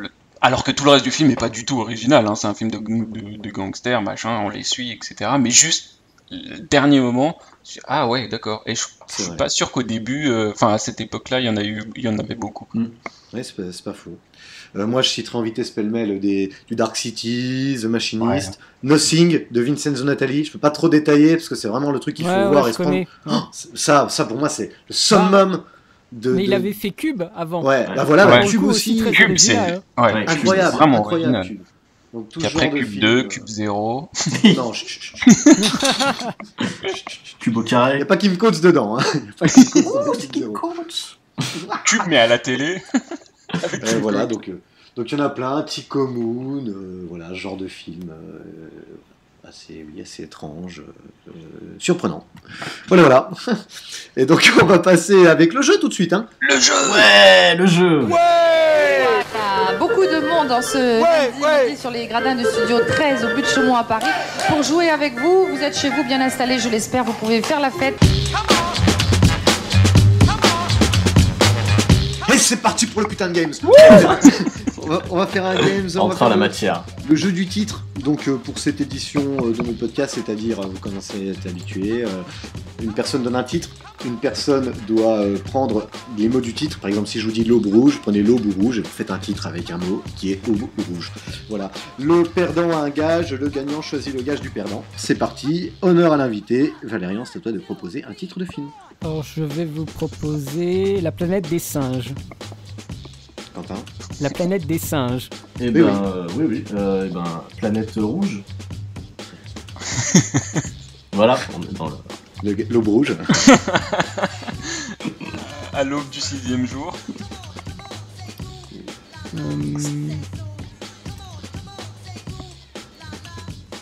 Un jour sans fin. Oh.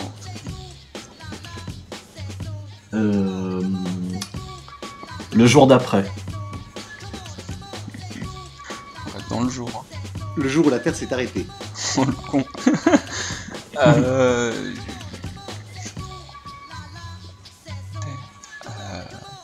Putain.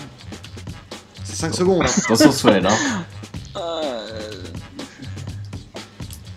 Putain, je sais pas. Jour, Oh la non. Terre, le jour, terre. 4, 3, 2, 1. T'as perdu, mec. Oh putain, non. This is the end. Oh non. Bah T'as ouais, perdu, je sais alors. pas. Bah ouais. Sur mon petit papier, je mets une petite croix. Il est Blocage. dead. Le gage. Valérian. C'est-à-dire, on reformule, on refait... Juste avec le même titre. Avec le jour où la Terre s'arrêta, t'as jour, Terre s'arrêta. Et Oh c'est un titre. putain, c'est pas possible. Euh, Oh, j'en ai un. Oh non. Ah bah oui, non, mais là. Bah oui. J'en ai deux. Ah bah, foulez-toi dans le cul. Oh. Un de mes films préférés. Ah. Jour, Terre s'arrêta. Valérian, ouais. vite. Oh La là. pression. Oh, la Notre loupe. jour viendra. Ah. Oh, vas-y, Quentin, il est beau celui-là. Eh bah non, parce que j'en avais prévu, hein, j'avais l'écume des jours. Oh putain. Bon, les gars, je vous cache pas qu'avec écume, c'est mort.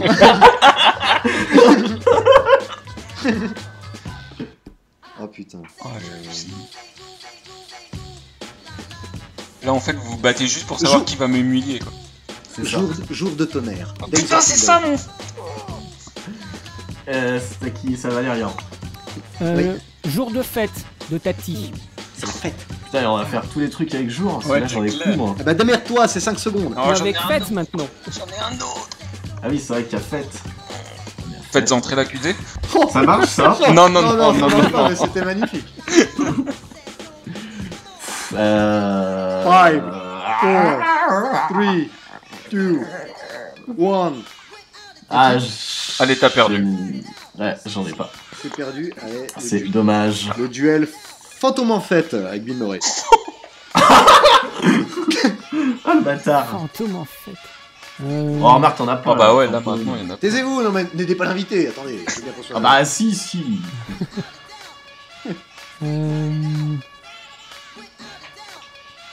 Fête. Ou fantôme. Que la fête commence. Ah, ça, c'est la merde ça. Il veut te flamber hein. Ah là, il va être KO. Que la fête commence. Bon déjà, les gars, avec commence, ah, c'est raté. Si, commence, t'as l'air des trucs. 5, Oh, ça Quatre. fait stresser, arrêtez ça. 3, Ah non, bah écoute, c'est l'invité qui va gagner, hein. 2, 1. Party people. Non ça marche pas. Non ça marche pas, on a dit pas à l'anglaise. Il a dit quoi? Party people, mais ça marche pas. Non, oui, non. Bah si en français c'est traduit avec quelque chose, ben ouais mais... La fête des gens. Il invente. À la René, à la René. À la René. À la René. 1. Bah non, mais... Eh bah c'est l'invité perdu, qui j'ai gagne, perdu. c'est tout. Valérian vainqueur. hein. Valérian, bien joué. Bravo. Bravo. Bravo. Donc Valérian, c'est à toi de donner un gage, mais vu que t'étais pas prêt, si tu veux me laisser le donner, c'est comme tu veux. mec. Si t'as prévu un gage, tu peux y aller. Non, pour je n'ai- Soël. je n'ai pas prévu de gage. Oh non, Bon bah écoutez, enfoiré. je vais vous donner un gage fantastique. Alors je vais te donner, déjà te donner ça. Ah bah c'est parfait, il y a les lyrics sur celle-là. Oh non. Alors prépare ta plus belle voix, tu vas nous faire un karaoké sur GoldenEye de Tina Turner. See reflection on the water. More than darkness in the depths. Deep surface in the shadow. On the wind I feel his breath. All the night found his weakness. All night do I please. Golden eye, no time for sweetness, but a bitter kiss will bring him to his knees. You'll never know. I watch him from the shadows of night. Surtout vous êtes en décalé, c'est terrible. You'll never know how it feels to be one. left behind. You never know the days, the nights, the tears I've cried. C'est formidable. On your side. Voilà. Ouais, c'est bien, c'est bien. Ça va, Très ça bien. va. Ah, très bien, ouais, moi j'ai beaucoup aimé. Je pense qu'avec le montage, avec la musique en fond, ça va être très drôle. Ben on va se quitter, on est en train d'enregistrer. Mais déjà on dit merci à Valérian. Ouais, On dit merci à beaucoup, Valérian, ouais, mais ouais, oui, ouais. c'est vrai en plus, putain. Oui, non, mais merci beaucoup d'être venu. C'était vraiment intéressant. On a pu en apprendre plus sur ton travail qui est franchement très très bon. Donc on n'a pas fait. Allez, hein, on mettra dans la description ton lien de ton YouTube. Tu préfères qu'on donne quoi ton YouTube? Ouais, plutôt. Et donc oui, merci encore pour tout et surtout pour ton avis éclairé et ta participation très qualitative à notre podcast qui en avait bien besoin. Ça nous donne un peu de crédit comme ça. Voilà, c'est ça. Donc on se quitte et puis on se dit à tout bientôt. Bye bye. Salut. Bye bye les gens, salut. You're made of my river, baby, you're made of my sin.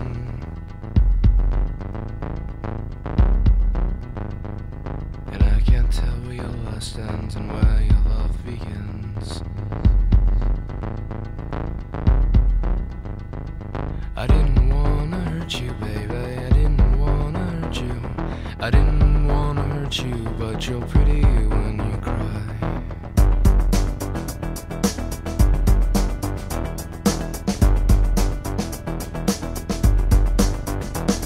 And the moon gives me permission, I enter through her eyes. She's losing her virginity and all her will to compromise. I didn't wanna hurt you, baby, I didn't wanna hurt you. I didn't wanna hurt you, but you're pretty when you cry.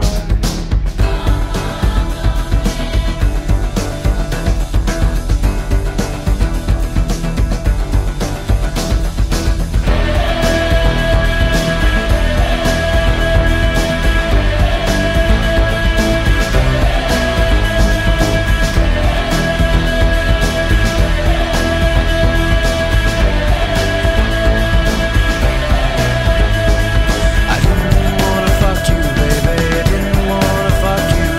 I didn't wanna fuck you, but you're pretty when you're mine. I didn't really love you, baby. I didn't really love you. I didn't really love you, but I'm pretty when I lie. You hurt me, baby. I hurt you, baby.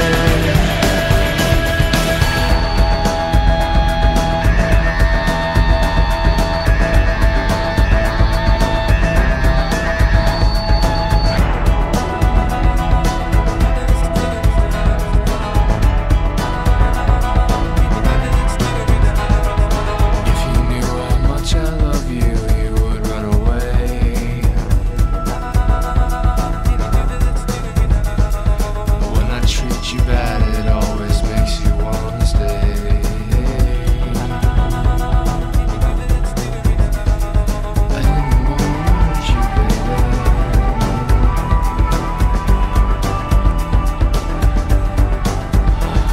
I didn't wanna hurt you, baby. I didn't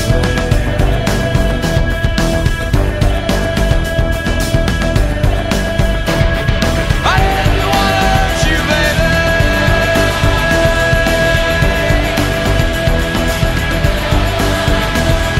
I didn't wanna hurt you, baby.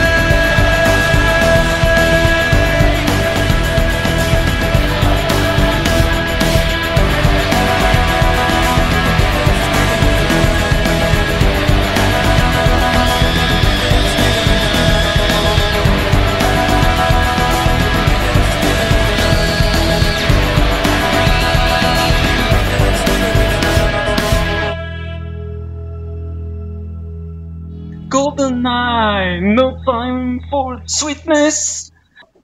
You'll never know how I watch you from the shadows of the cloud.